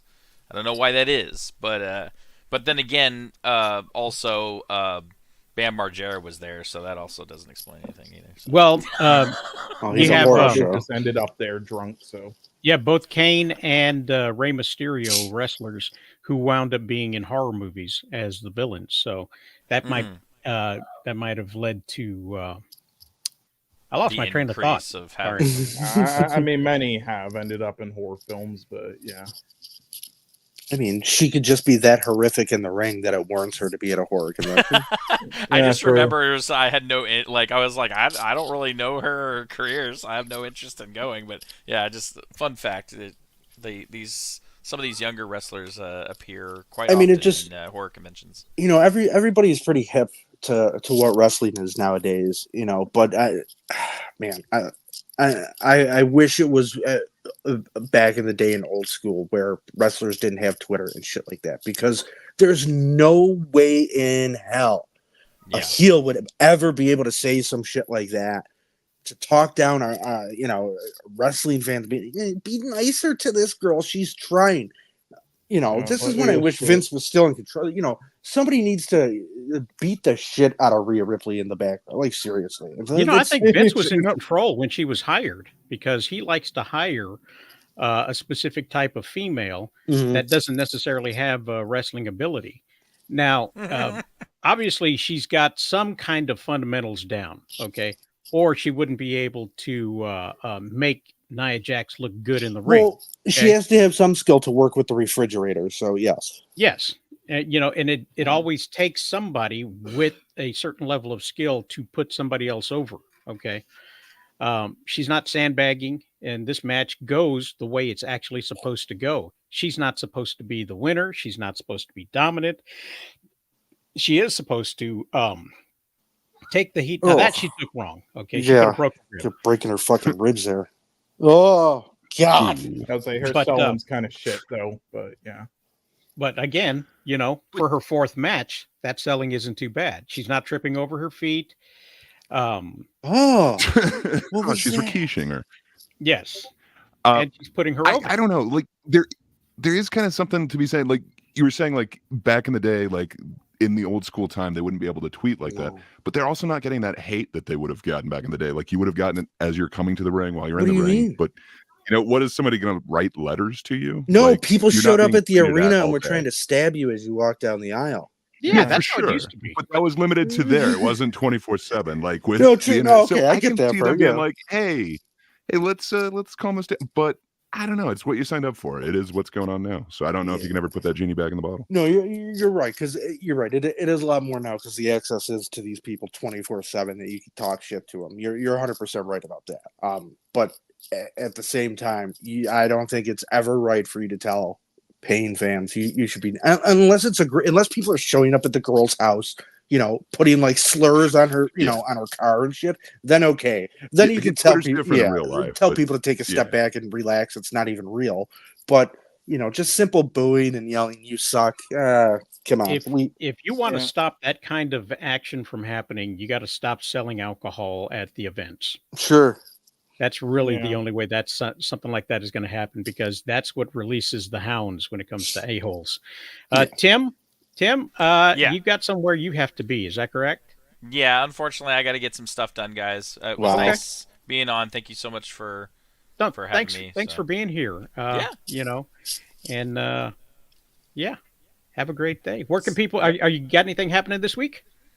We're gonna continue on the March 11th. We're gonna do that new episode of the Joker's Corner, and then I'm gonna continue recording some stuff here at home and continue decorating for the set for Mason and I's show. So yeah, that's pretty much what All I'm doing. right. Well, thanks for being here. Take care. Yeah. And Have have a a good one, guys. great Sunday. Yes, absolutely. You too. But back to her here. See, she's getting her. She's running the ropes. She's doing her thing. She's getting her. If you could hear the crowd reaction, actually, they're actually behind this run she's doing here. Yeah, too bad her moves are shit, but Well, she is lanky, and 4 matches in, like Bob said, and she takes, the pin like she's supposed to, Yeah, I mean, she's doing what she's told to do. So far looking at this, it's not the worst I've seen. Yeah, I mean, definitely isn't good, and her moves are basic. And if you look as here, hell. boom. Oh, she jeez. actually got her on the hip as opposed to the gut where she normally pushes her. So Nia Jax is even taking care of her, in the ring. So I can't stand anything with this walking fucking linebacker out here. She's just terrible. She's like the 2 worst wrestlers in the company. Jesus Christ! But that's the match that started all the ire and all the conversation. Yeah, I mean, it's I think it's fine. People want to boo her and that. That's just part of the biz. You got to take that. You got to take the good with the bad.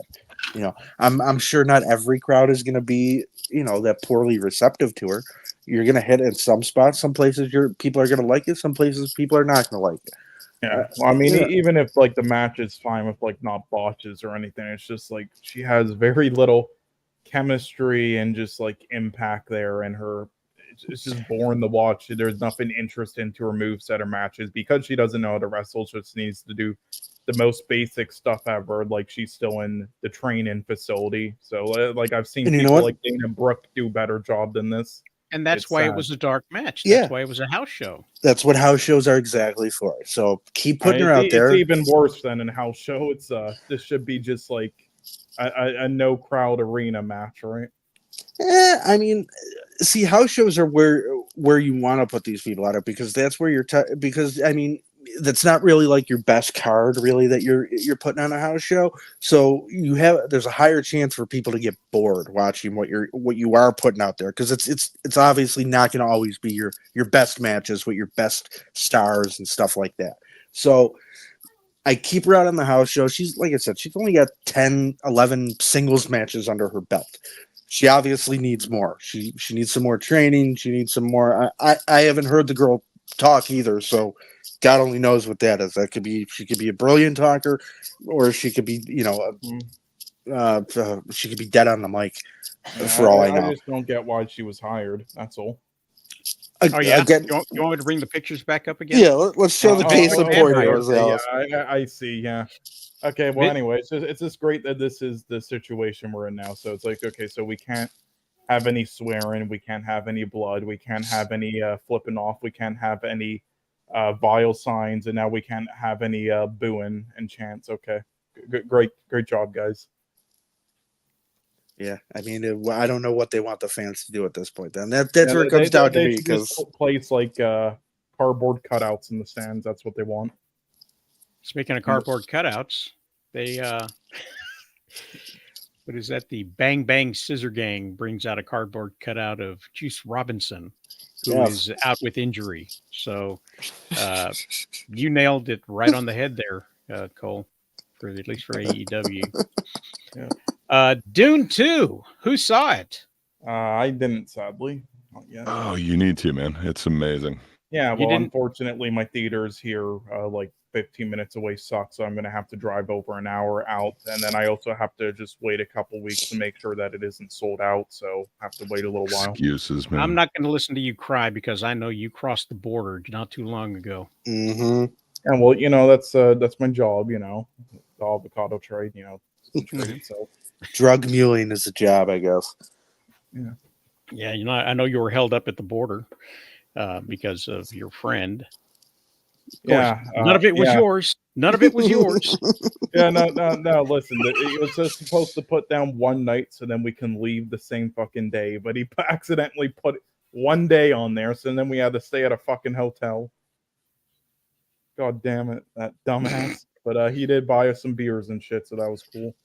Yes, and then there's this one bartender who I think was like giving me sly comments or something, and then she got yelled at by her boss from doing so. Well, I thought Dune 2 was a much faster paced movie than the first one. Hey, Jaden. Oh, hey, guys. Hey. We just finished talking about Maxine Dupree. Oh, God, thank God I missed that. Well, now we're passing it off to you for your thoughts on it. Thanks for joining. They're female wrestlers. We also did our AEW predictions for Revolution, Sting's retirement. Okay, and what was the consensus? Well, they just kind of let me ramble on about that. Oh, okay. So we also talked about the Cody Rhodes versus Bloodline tag team match for night 1 of WrestleMania. Wait. Isn't Sting in his 60s? Yes. What's he gonna do? Okay.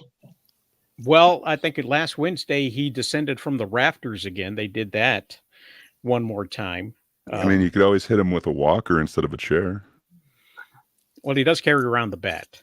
So, hey, what a disappointment! If I remember correctly, he came to one event with a WCW event in a helicopter. He came down the helicopter. Mm-hmm. Yeah, so I guess he's 60, so it's like no more helicopter rides. I guess. Okay. Yeah. Well, you don't want to jostle up the arthritis. It's quite a violent experience. Okay, let me put it this way: I still wouldn't want to meet him in a ring. Okay, I would still. The guy's still a big guy. I'm not. Oh, and I think he's in a tag team match with Darby Allin against the Young Bucks.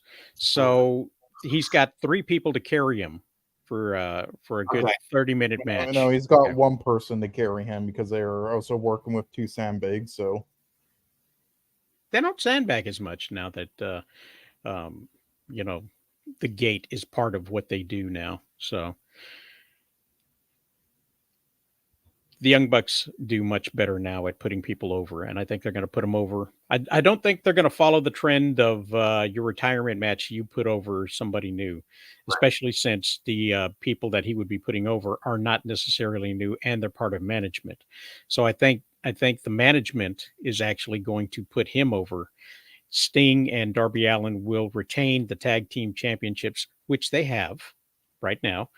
And then, as this is his retirement match, they will probably vacate the titles, and a tournament will begin, and they'll milk this for as long as possible to get a brand new tag team. They may even do a round robin and extend it for months. For maybe because they want to, they'll probably want to save this for a massive pay-per-view.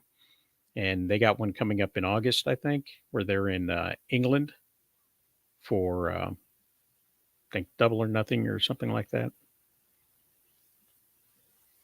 So, anyway, that's what I think is going to happen.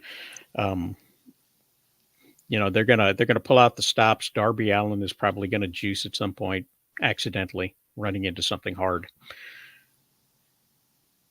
But other than that, that's the only thing really to look forward to on the Revolution pay-per-view. So, but we'll be watching it, and I'll be live streaming. Not necessarily. I won't be live streaming. I'll be live tweeting the matches and results. But did you see Dune 2? I think I got about 45 minutes into it, and I went, "Yeah, I can't deal with this crap." Yeah, he was in a voice chat watching it last night, and he's just like, "Yeah, fuck this, I'm done." So you didn't get your bucket? No, I did not get my. I did not get my bucket. I'm like, how do you take the Dune movie and have filler? I don't know. What part are you calling filler? Out of curiosity, I'm wondering, like in the first 45, what's near the beginning of the movie, because the guy only saw the beginning of the movie. There's that. I think they spent about 4 minutes on the mother's death, not the mother, the death scene, the funeral thing. And I'm going, the everybody's walking around. There's the people all over the place. There's the guy in the coffin. They got him siphoned off, and I'm going, why are you spending 4 minutes on a funeral scene? This is Dune. You got shit to talk about. Yeah, I can understand that interpretation. It seems like they're doing it to show you like how they harvest the water and everything like that. Like it's kind of exposition by showing instead of telling. But I get you. And that, but I'm saying the whole siphoning of the water, we've already covered that in the first movie, so we know that. So there's no point in showing it again. And at the same time, in a weird way, I'm going, this is reminding me of Lords of the Rings, because everybody's walking around, except in Dune, nobody goes anywhere. Like they're always walking around and talking. Like it's like they're walking and they're talking, and they're walking and they're going. Like, in the beginning of again, it's the desert action scene. I get it, but I'm saying they're walking. But they're always walking. Somebody's always walking, but they never go anywhere. Spoilers, and I know they get near transport later on in the movie. Right, and it's at the beginning of the movie, right? I can't pronounce the names. Harkonnens. The Harkonnens, right? You got in the very beginning of the movie, right? They got these jetpacks, and I'm going, well, if you got these jetpacks, why do you care about them getting the sandworm? You can just fly around, so you don't have to. Weren't the jetpacks cool? Visually, did it not look impressive, like them floating up? Cool. But I'm saying the point of having the jetpacks means you don't have to worry about the sandworm, so you can keep looking. So why are they taking the higher ground to go? It's like, you're wasting my time, movie. Stop setting everything up. Stop spending so much time setting things up. It's already been done in the first movie. Now, I have to take exception to one thing real quick. It's not wasting your time. You know it's 2.5 hours. So you've already committed to 2.5 hours of this. It's not wasting your time if you know going ahead of time that it's 2.5 hours. No. The fact that it's 2.5 hours is not the problem. It's the same thing with Snyder's Justice League.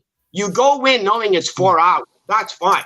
But when you're spending half the movie just pontificating and just walking around and just not doing anything, you're going, no, that's not acceptable. So for those of you who had a problem with how long of a stretch, Zack Snyder's Justice League was, you have no excuse in justifying Dune 2. You have none. Because you can't have both. because Dune 2 did exactly what Snyder's Justice League movie did. And apparently you all hate it when Jack Snyder did it. And again, I'm not a Snyder fan or whatever, but you can't bitch and complain how Snyder did it with the Justice League, but it's okay when Villeneuve does it with Dune. Because it's a very, again, I don't have a problem with slow-paced movies. Okay, because I did love. I gotta disagree with you. Like the pacing on this one was just like breakneck speed. It's just like one thing after another. I know you only made it through like the first like 40 minutes, but the pacing on this one was so much better than the first, in my opinion. And I don't like the pacing in Snyder's, but I'm not a fan of the way that he cuts his movies. So again, I don't know. I'm not super against Snyder, but Villain is a little different. There's only ever going to be one cut of the movie. He like will hide any deleted scenes or any of that shit. Like it sucks because there's like some Timothy Blake Nelson and some other stuff that got cut out of this movie that I'd love to see. Again, I can't even discuss how it's how it veers from the actual book. Because again, the majority of the people haven't really read the book, so it doesn't matter. And I'm going, okay, it's a director, it's his vision, it's allowed. But what kind of ticked me off is that a lot of the people are going, they're pointing out the villains in this movie, and I'm going, but there are no villains in Dune. Everybody's a bad guy, just in different degrees.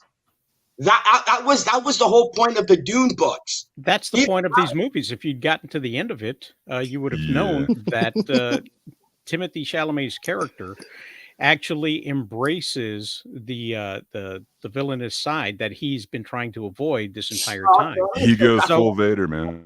That's good. I'm not gonna. That's a good thing. And they changed the Chani character to represent how we are supposed to feel about what's going on. And everybody missed that because at the end of the film, Chani does reject Paul and leaves him there with his Empress and runs off to the wilderness all on her own, which is how the audience should be feeling because that's the way Villeneuve wanted it to be.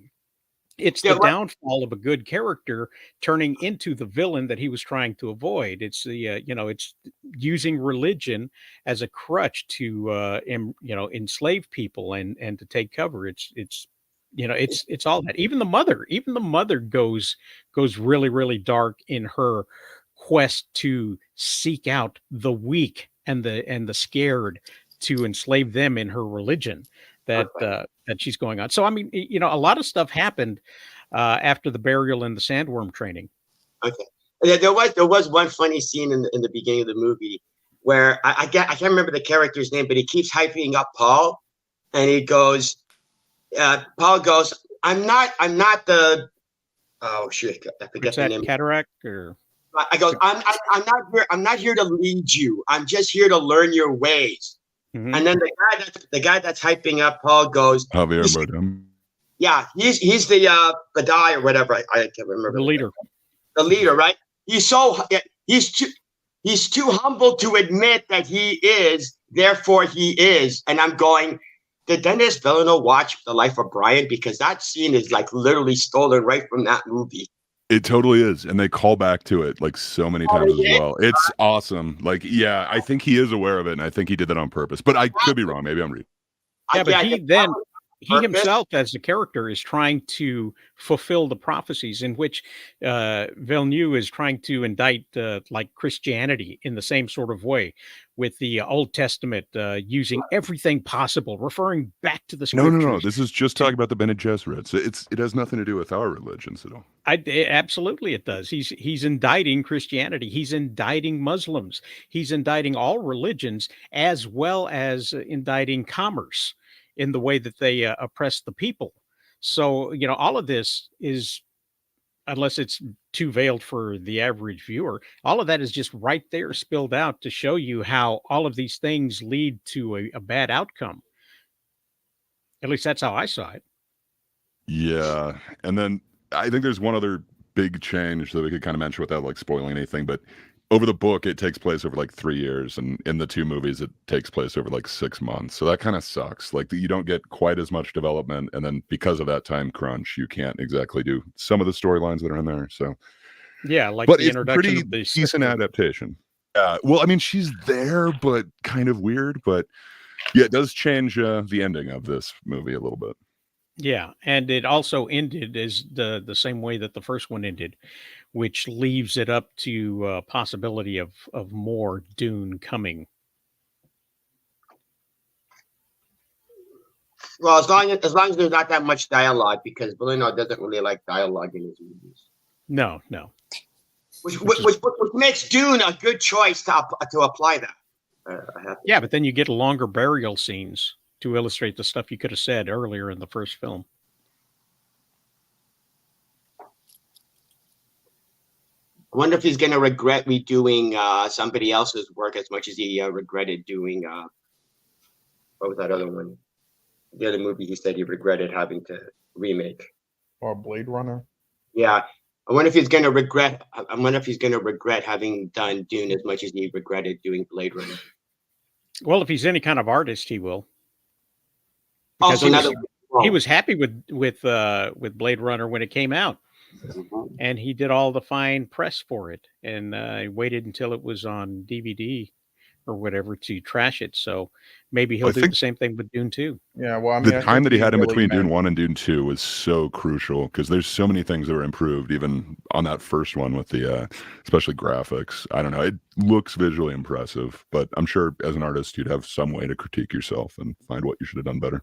Yeah, I mean, I think he more so meant like making a sequel of another filmmaker's film.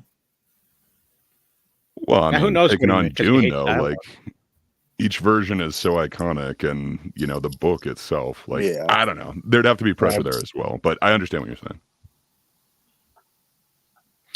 So Oh, what yeah, are your thoughts? What's everybody that? else? I was just going to ask what's everybody else's thoughts. I Well, loved it, man. Like I thought I was going to be disappointed. I usually don't like these two-part things, and I thought it retroactively could have ruined the first one. I thought in a lot of ways it was better. The pacing really helped. It does pick up quite a bit. I think you might have gotten through like the slowest part of it, and then it kind of just doesn't stop after a while.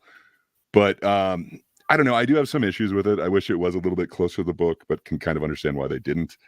And then they added a couple of elements. There are kind of factions in yeah, there's kind of factions that weren't there in the book. It's kind of an interesting thing, but because of that, they kind of change one of the characters, and I don't know if I really like that. But overall, I really dug it. Oh, that's good. and I'm excited because I'm going to actually go see it in about 4 or 5 hours, so I can't wait. Hell yeah! I hope you have a better experience than Jada did. But I mean, I'll tell you what. When I saw the first one, I had to watch the first one a couple times because when I saw it in theaters, admittedly, I ended up taking a snooze like right in the middle of it. Just kind of put me right out. It's beautiful, but the pacing in it could be a little bit more. It's a lot of show don't tell, so it's just Where you fell asleep was right when you should have been going on your potty break. Okay. Yeah, That's so exactly I the thought point. I was okay because when I woke up, I didn't really even feel like I missed anything. I was still right there in the story and knew what was going on, so it was all right. But yeah, I still enjoyed the movie upon a second viewing where I stayed awake the whole time for it. But yeah, so I'm. It's good to hear, like you said, that the pacing of this is a little bit. I'll be more than welcoming to a breakneck speed of pacing. Anything would really, to me, be breakneck compared to the first one. Well, if you can get past the first 45 minutes, you'll be fine. Bob, that's a great review of the movie. This movie is really good if you can stay awake during it. Listen, I know I'm not the only person in theaters that fell asleep during the movie. Go in caffeinated. You'll enjoy the visual spectacle. Hey, don't worry. I fell asleep during the first Lord of the Rings movie, so Go to a dinner theater. There'll be plenty of opportunity for the waiters to walk past, and it won't take anything from the film. I wish I had a dinner theater. We don't have anything cool like that. All right, you know what? IMAX is taken away. That's all we get here. The great thing about Dune is you can go out and have a cigarette and not miss much. Oh, I sneak my vape right in the theater, man. I'm a really? bad boy. Yeah. I was gonna. I can't use that one because apparently they. I really miss this, Jaded. You'll remember this, sitting in the back of the theater, way up high, and watching the cigarette smoke billow Drip. through the projection beams. Man, that was just a different time period back then. See, I'm right on the cusp where I'm pretty sure they stopped allowing smoking in theaters right before I came. I was an '80s baby, so missed all the good times like that. Oh yeah, definitely. The Wonka Horror Experience. Anybody hear about that?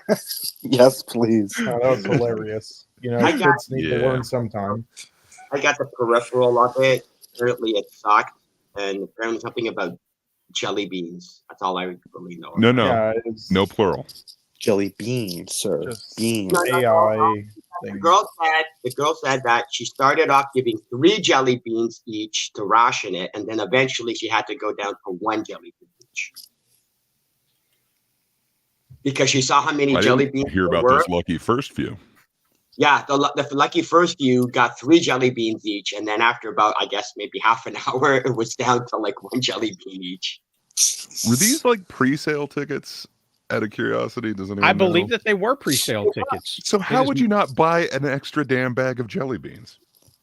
Well, here's the thing, and they were charging about $45 per head. Okay, and you think maybe they sold a couple of hundred tickets. Okay, now they were probably planning on spending the entire budget in the pre-sale tickets. Okay, just like a Kickstarter. Okay, so you sell the tickets, you get the money, and then you pay for everything. But when you only got a few hundred people signing up for it, you're going to wind up with like $1,300. Okay. And $1,300 isn't going to buy that many supplies when you have to build an entire thing out of it. So AI could do it all for us, right? And then we don't you need. wind up with this type of thing happening. That's the most money is probably here in this lab setup right there. I mean, it does look legit. And of course, she's happy to be there. She's pretty sure she's not going to get paid. And I don't know what that is. But yeah, there's plenty of bag seating. of sweets. Apparently, somebody got more than just a jelly bean. But you see here, they put stuff up here. I mean, they actually painted this out, on cardboard or whatever it is. So they spent their $1,500 Wait, on what they Sonic could. There too? No. Oh, okay. Somebody put that there. My bad. They did do the glitter rainbow thing. Okay, so it was inclusive. And of course, the jokes are coming. There's a Oompa Loompa. That's not really an Oompa Loompa, but oh my god! Wasn't there a TV show called Jersey something where one of the women were short and they always used to call her an Oompa Loompa? I think I vaguely remember that. Yeah. It was that bad. Someone called the police. Yes, they did call the police. They called Scotland Yard, as a matter of fact. Because when the people showed up and they saw that, it was more like the Firefest than it was an Oompa Loompa experience. Yeah. They started asking for refunds, like people who went to see Miss Marvel, Captain Marvel. And they were giving as many refunds as they possibly could. However, they hadn't made enough money to pay everybody back, so they wound up shutting down completely. And now, wasn't all the advertising that they did for this done using AI? Yeah, which made it look beautiful. Well, the couple of props they had looked pretty good. I mean, not the ender, not this guy here. Yeah, but this totally original character looked all right. Yeah, some of it looks like they gave up and decided to try to turn into like a haunted house instead. Yeah, I mean, look at that. I mean, was it not a paradise of sweet treats? Yeah, you mean a paradise of sweet teats. You're right. Not according to I that can see why the cops were called. A pasadise of sweet teats. I can't read it. You know what? Your mind fills in the blanks of what it should say. That is true. Cat-ejacting Carchy tunes. What is that first word? I can't even. pronounce it. Cat. Yeah, Cat Gatting, gacketing. live performances, Carchi Tons, Holy shit! They let the AI really do all of this. Dre Lollipops, They got lollipops, right? Pasadise. They didn't have any lollipops. No, Yeah, but There were 0 lollipops. at least they spelled the word right. Guess they could get them on false So advertising. But yeah, this is one of the AI things. So there. is this a case of a bunch of people getting together saying, "Hey, I think we could do this. You know, we could raise some money. We could do this, and have a fun event for kids." Or is this a scam that where they got the money and we're like, "Well, we got to put up. If we just put up something, we're fine." Enough money to be a total scam that they would It's make. Like maybe I don't know. 50-50, okay? Because this is their website. Oh. And they are called the House of Illuminati. And good name. So they like the AI art. Definitely a scam. The Illuminati themselves should sue these people for defamation. But all of this was written by AI, and you can tell it was written. A realm where fantasy. Oh. Hang on. A realm where fantasy and reality converge to create unparalleled immersive experiences. Our journey is fueled by a passion for blending art, technology, and storytelling into unforgettable events. 100% AI. Yes, text is what that is. And so these are the types of events they want to put together: interactive, avant-garde, mystique galas, techno-mythical, secret soirees, and enchanted retreats. So they're very, very ambitious. And I think this is very close to, yeah, let's put out some curtains in the barn and put on a show. And then they used AI to, put it all together. So, and you see, they are spending money and they are renting the different places. Why wouldn't they at least dim the lights? I mean, it seems like this is all full lighting. Like, wouldn't that help the immersive experience? If it was a horror experience, yes. But if it's a kids event, no. I would argue Wonka's pretty whorish. That's not right. It's in the realm of horror. Yes, I found it scary, at least. The Wonka thing. But that's really only the boat scene. The boat scene is really the only over the top. I don't know, man. Gene Wilder's pretty dark in that one, and then even the remake is, I don't know. Timothée Chalamet comes off as very dark to me, but maybe I'm wrong. Well, I was talking about the one with Johnny Depp. Like the Johnny Depp one was more childish, abandoned. No, he acted like an actual serial killer in that. I'm surprised. Of experience. I'm surprised no red flags were raised at the fact that all advertisements for this was done in AI. That there were no physical pictures of anything that you would be experiencing, like at all. And yet these supposed parents were still willing to fork over $45 a piece to go. Well, that brings up my next question: is that does AI necessarily mean it's a scam? I used AI to make this, and this is our thumbnail. It depends what it is. Like for something like this, yeah. If it's supposed to be a live immersive experience, like you better see a picture of it or like some indication. Yes. Seeing Chris but like Pratt a thumbnail, as I don't think so. Like everyone knows thumbnails are supposed to be clickbaity, right? Yeah. So I don't know. I think that's fair game. You're also not charging people $45 to look at it. You have no idea. Yeah, that's the other thing. You're not. Well, if somebody's willing to pay you $45 to look at it, by all means, take the money. Take the money. But Gray, not Gray, Jaded.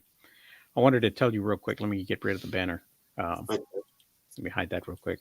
Wanted to show you that the Dune popcorn bucket is literally you missed part of the experience. Literally a hole in which you get corn. Cornhole.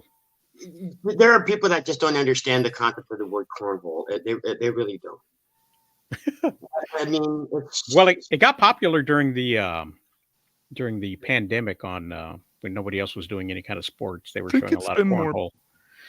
It's been popular since the dawn of time, but I could be wrong. Especially down south. It also doubled as a big fat cup holder for your big fat cup. so that you can, drink your booze afterwards from sitting through that. Yeah. And, it would have been great for some of your action figures. Oh my God, that actually works. I like that. I approve. I approve of that. So, yes, the original Sarlacc pit.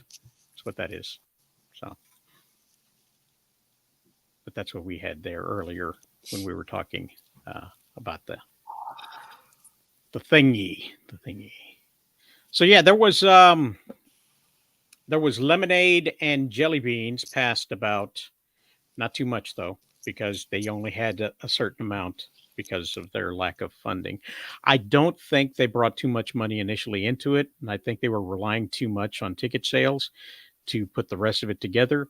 They actually put on the event without it. They didn't come to an abandoned warehouse and see nothing and nobody there. There was actually people there to do stuff.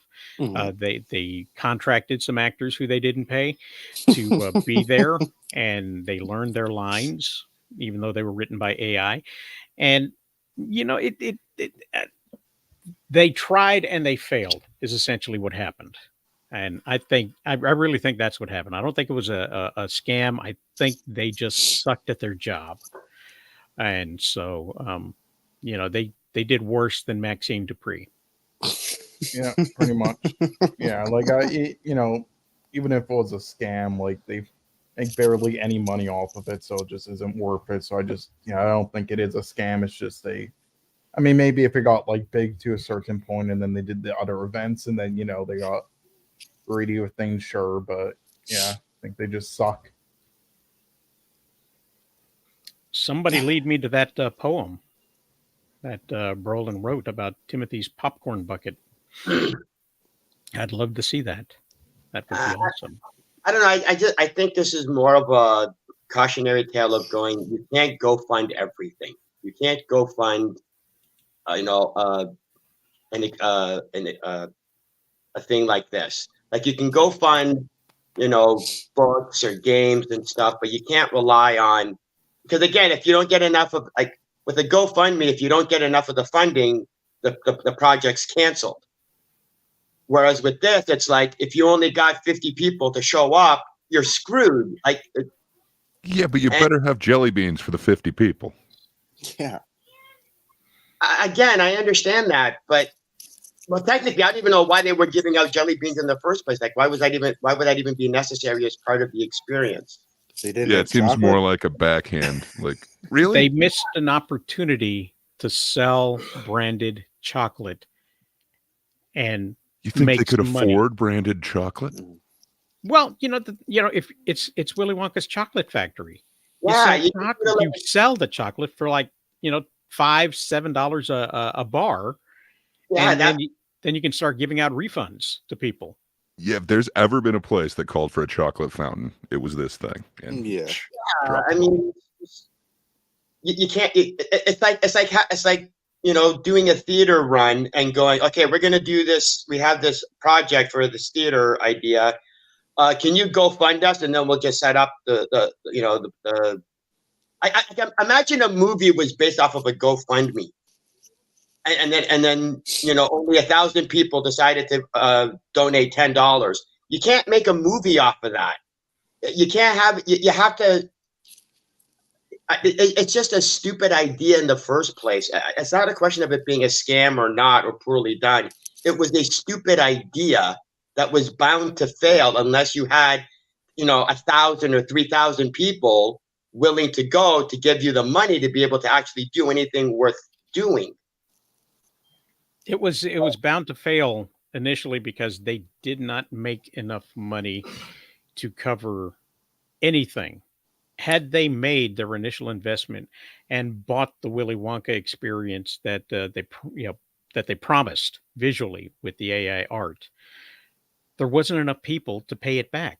But again, that doesn't make it like that maneuver doesn't work. Which is why companies go to investors and go, look, this is our project.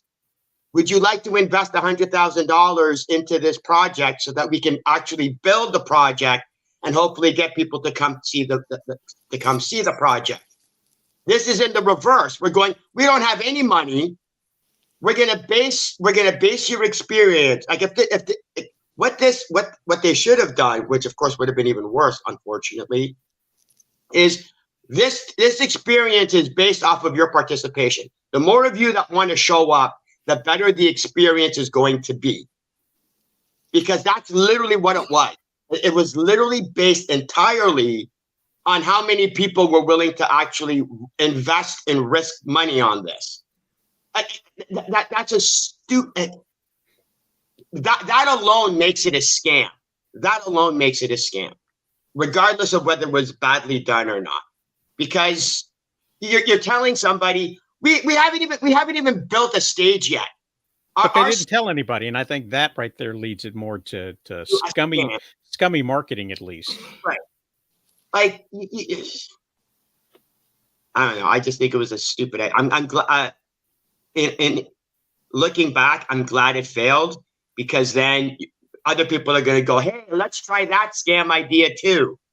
Because if that had actually succeeded, then you'd have hundreds of people going, "Let's do that. Let's just go fund experiences and see if we can get away with it."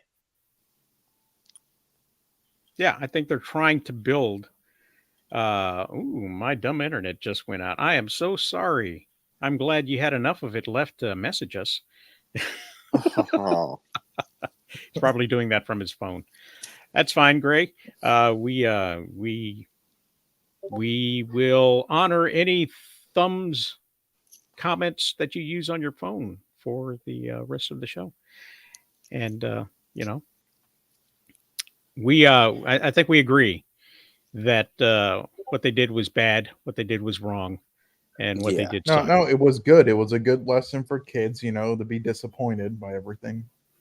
Well, I always feel sorry for the kids. Whenever kids are involved, I feel sorry for that.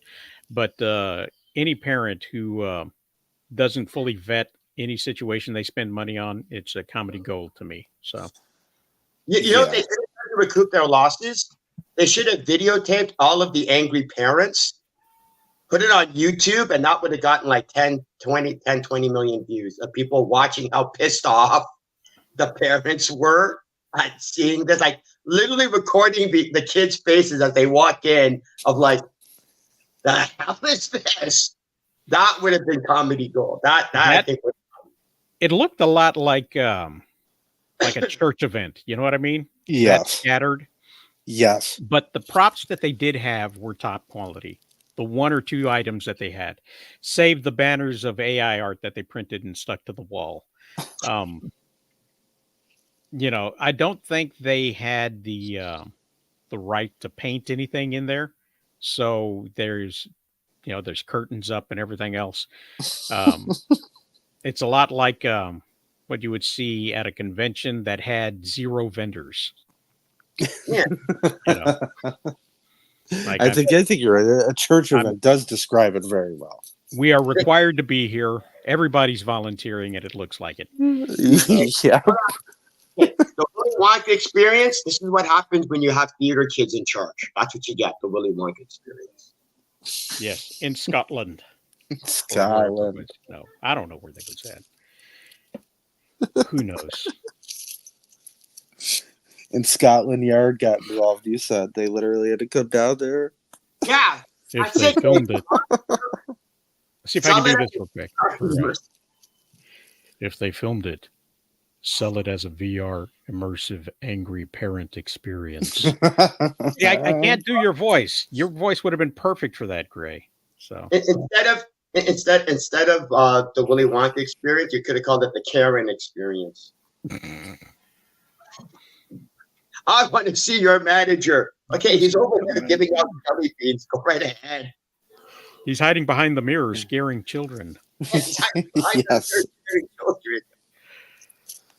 What, you think he took the crappy money he got from this and went to the Bahamas? I don't think so, baby.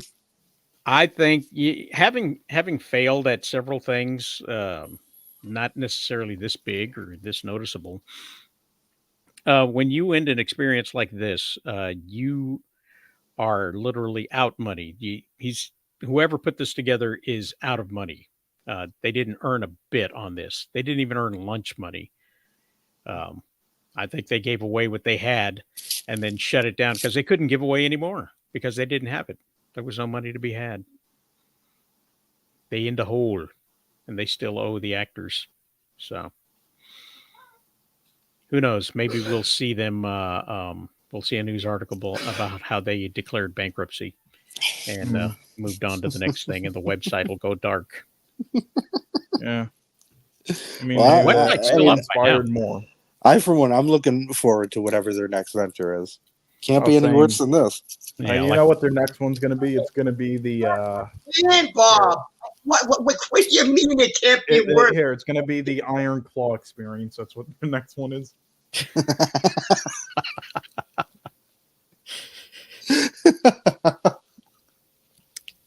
Yeah. Poor Von Erich. I'll give you an example of how it could be worse. Their next project could be called the A24 experience. Oh. Well, if they do that, that means they're actually going to have some quality? Is that what you mean? No, because instead of having an AI write it, they're going to have the A24 director's copy off of the AI, and you're going to go, God, I missed the AI version. Speaking of depressing news, Taylor Swift and Rihanna saved AMC's third quarter. You misspelled Rihanna. Their two concert movies put them over their projections, which were very, very sad projections to begin with because of the last year's movies that were out. They all did poorly. However, the Taylor Swift and Rihanna films brought in at roughly double of what they predicted to have in the third quarter, which was basically going to be a loss. So Taylor Swift and Rihanna made AMC some money in the last quarter of the year. Yes.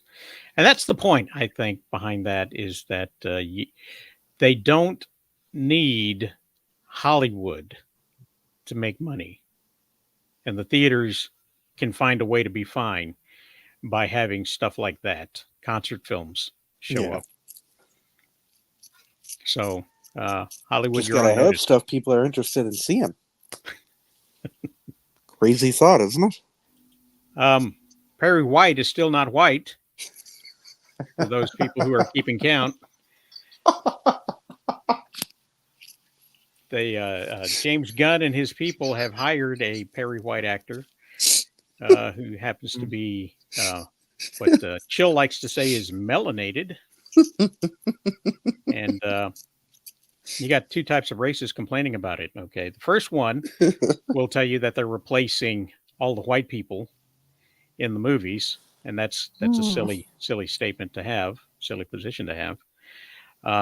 Other people will complain that he's not white and shouldn't be black because he was a white person to begin with.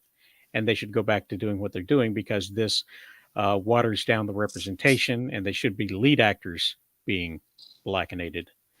Yeah, but isn't this multiple times now? He's been black, just like Catwoman. So this is the second time in a feature film that Perry White will be not so white. He was in the Zack Snyder films series. He was played by Lawrence Fishburne. Yes. And they got a new guy. And his role is going to be so small, he wasn't even at the table reading. They didn't even cast him yet. So it's not even that important of a role to get excited about or angry about. Or he's going to be an insert shot somewhere in the movie. Someone's going to yell out Perry White, and he's going to have to turn and face camera, and that'll be it. Here's my thing, okay? Yes, we had a black Johnny Storm, okay? But we had that guy had to play Johnny Storm to get him out of the Fruitville Station roles he was in, okay? So once he was Johnny Storm and that movie failed, he moved on to playing Apollo Creed's son and leading role, okay? So you can't be mad at whoever's playing Perry Not White because this is a stepping stone to the leading role that he will be playing eventually, because all roles are stepping stones. You play a background actor, you play a supporting character, and then you play the lead. if you are so inclined to do so. Yes. Okay. The thing about James Gunn is that he only casts who he wants. Okay. He did hold auditions for Supergirl, but he cast who he initially pictured in his head as Supergirl. He gave her an audition as well so that it would be flat and above board. Okay. Yes. We're gonna audition everybody we want to audition, but in the end, I will hire my friends. Yeah. That's what James Gunn does. So Perry White is his friend, the guy who's playing him. So And this that's is what the guy, this tells this me. is the guy people think is going to save DC. Okay, and good luck with that. We don't know anything until we Well, see yeah. something. Okay. You can't base it off of a casting decision. Plus, I mean, the casting decision is fine. This guy is a fine actor. It's based off of his MC. It's based off of his movies. I'm basing it off of what he's done in the MCU. And what's wrong with what he's done in the MCU? Yeah. Oh my It made money. Please, Yeah. Don't get him started on this. Ragnarok. What did he did have to Thor do with Ragnarok? Thor? He didn't do Thor Ragnarok. You said your defense was it doesn't matter what James Gunn did. His movies made money, and I'm going, yeah. So did Thor Ragnarok, Oh. but it's still a piece of crap movie. So just So did because the Mario Brothers. The Mario Brothers, the Mario Brothers movie made money, and that's what they're supposed to do. Yeah, and it was a piece of crap. right, but I'm saying people are going, oh, these movies suck, regardless of whether or not they make money or not. So the people are going, okay, we want good comic book movies. That's what James Gunn is going to do. Except James Gunn doesn't make good comic book movies. Yeah, he does. Guardians 3 wasn't a good comic book movie? Yeah, Guardians 3, Guardians 1, Suicide Squad. All right. Come on now. This is my point I'm trying to make, is that he is not faithful to the comic book characters from the comic books. Okay? Now, you take all the Guardians of the Galaxies, you take the Suicide Squad movies. He was not faithful to those comic book characters' origins. Now, because 90% of the audience had no idea who the Guardians of the Galaxy were, it didn't matter. Whenever he screws up the characters from the comic books, he's doing it to characters that the 90% of the audience doesn't know about. Here's the problem. If he goes to DC, the majority of the audience knows who Superman is. They know who Batman is. So when he does his take on those characters, they're going to go, oh, now I understand what Jada's talking about. Okay. Okay, you're I think you've gone way off the plot here. Because I'll agree with you as far as the unknowns, like Guardians of the Galaxy, which I wasn't a big fan of prior to the movies because didn't know who the fuck they even were. Like most people don't know who they were. The guy's not going to come in to a tentpole franchise like a Superman or what's he going to do? Is he going to say Krypton didn't explode? Batman's parents didn't get shot? He's not going to change. I don't know why people get like this with this guy. Superman Returns, Batman v Superman. Everybody's complaining about how they changed Superman from his origins. Superman's supposed to be hopeful and wonderful and caring. No, what did the guy do? He turned him into. I tried to make him into Batman. People. So what? These are all tentpole characters. Here's the thing, though. Characters have screwed over in the past. But so why is this surprising? You can't really blame him for changing the characters in the Marvel DC universe simply because they do that with every single character simply because the comic books, there are things in the comic books they themselves want to ignore. Okay. So they give the mandates on what could be done, what's not to be done, what you can play with, what you can't play with. So James Gunn changes were mandated by the Marvel higher ups, the hierarchy. Okay. Now let's see what he did with DC characters since we're talking about his version of DC and what he's done. He did do the Suicide Squad. Okay. Did he change majorly any of the characters in a way that was detrimental to comic book fans? Well, Jaded would say the villain at the end.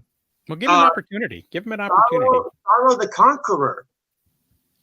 He literally negated the whole.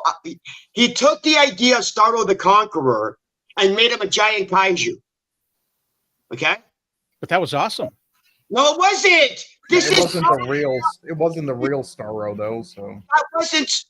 Oh my god. Okay, you are taking characters that nobody knows about and going, you have carte blanche because 90% of the audience doesn't know and won't care. However, you said that DC fans do know the characters, okay? Yes, and Starro has a very, very, whether I think it was Cole. I think you're wrong about that. I think this was the Starro that was meant to be in the DC EU or whatever, because that's what they put it out. It looked like Starro. It felt like Starro. It was a giant Starro. I mean, even had a big text bubble that said it.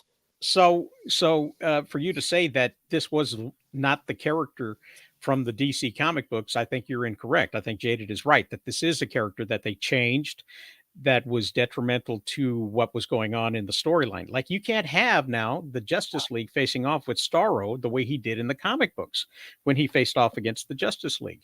So hold on. Let's say that, so James Gunn may very well be faithful to Superman and Batman or whatever. But you're all going, oh, I hope he does Brainiac. And you're going to go, you think he's going to be faithful to the Brainiac of the comic books like he was faithful to Starro the Conqueror? No, he's not. And I'm going, once you have James Gunn get his hands on characters that you do know and you do love, I think you're going to be disappointed. You're going to go, this is not my Superman. Or this is not my. He was pretty faithful with Peacemaker. Mm-hmm.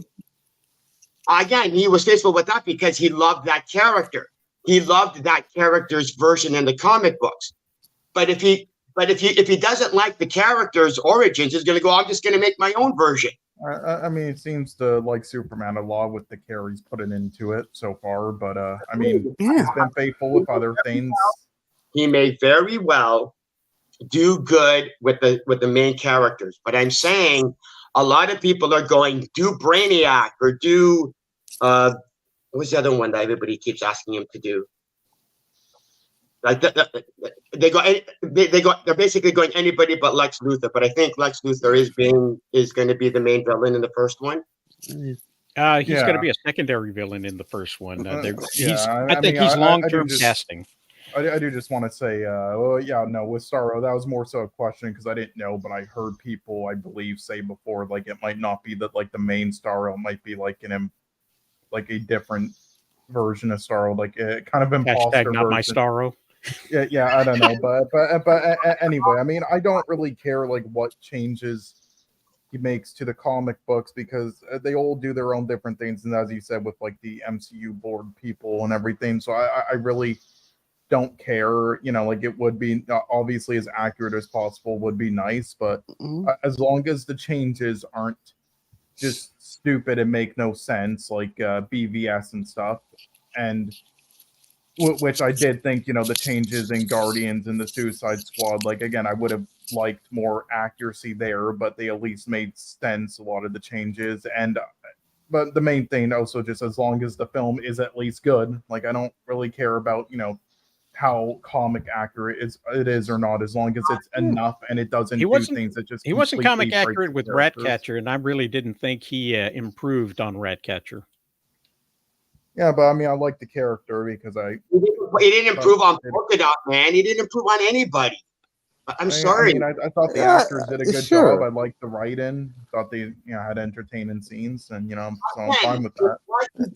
What he did, and again, this is not just. Okay, I'm not pointing out that James Gunn is the only one who's done this, and DC is the only one who's done this. It's been done in both DC and in Marvel, and it's been done by multiple directors, and it's been done in multiple movies.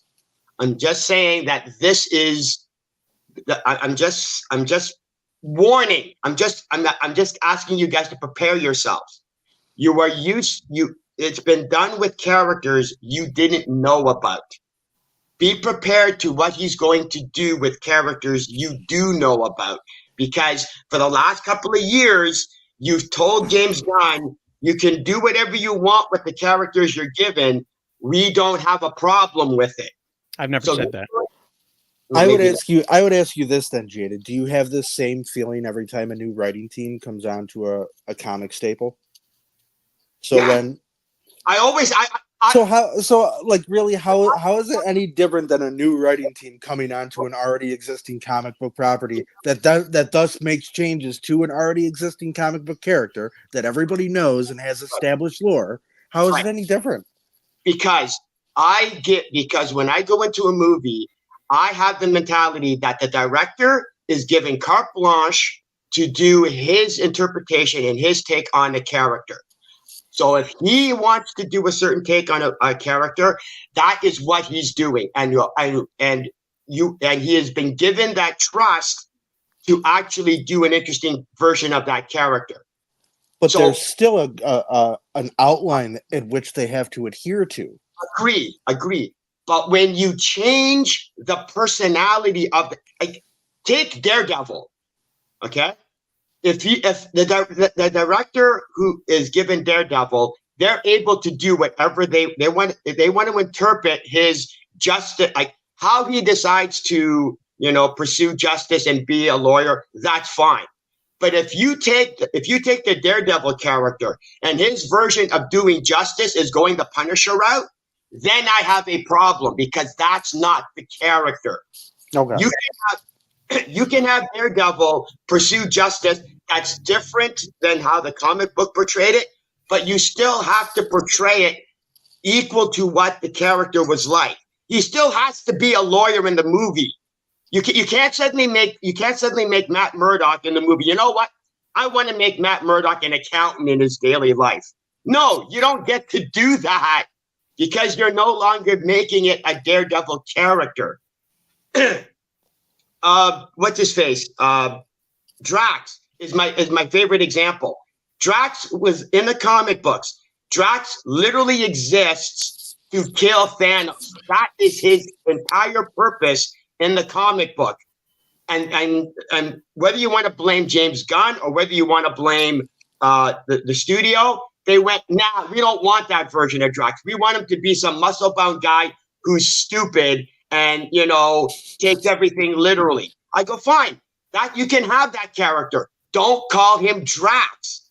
Call him Brax or call him a new character. But don't take existing characters, have them look like the comic book version, and then totally change their entire character and say that that's the same thing. Didn't Drax want to kill Thanos in the movies? Yeah, but for the same reason, granted, because he killed his mom and dad, but he's an undead being. He is literally supposed to be, he was risen from the dead with the sole purpose to want to kill Thanos. But they went, nah, we're not going to do that. We're just going to have him be a prisoner and just some guy. And he's just as bad. He was just as mad at Ronan as he was at Thanos. Again, it's like you don't get to make your version of a character and expect a guy like me to go, yeah, fine, that's okay with it. Mm-hmm. You can do that, and it could end up being a good character, but you're not faithful to the comic books. And I'm saying he's been given that leeway. The audience has told James Gunn, you can do that. So he's taking that mentality and he's going to be bringing that to the DC movies. And I'm saying, be prepared to have that mentality be applied to your DC characters that you do know. I'm not saying he's going to screw it up. I'm just saying be prepared. Could they have done Drax like that to make Thanos look more of a threat? Bry asks. Yeah, because again, the biggest example of how they made Thanos a threat was him kicking the Hulk's ass. That was how they established Thanos was a threat. That was it. There was nothing else to establish how powerful he was, because you could have had a geek. You could have had some little guy. As long as he's got the Infinity Gauntlet, he's got the same power level as Thanos.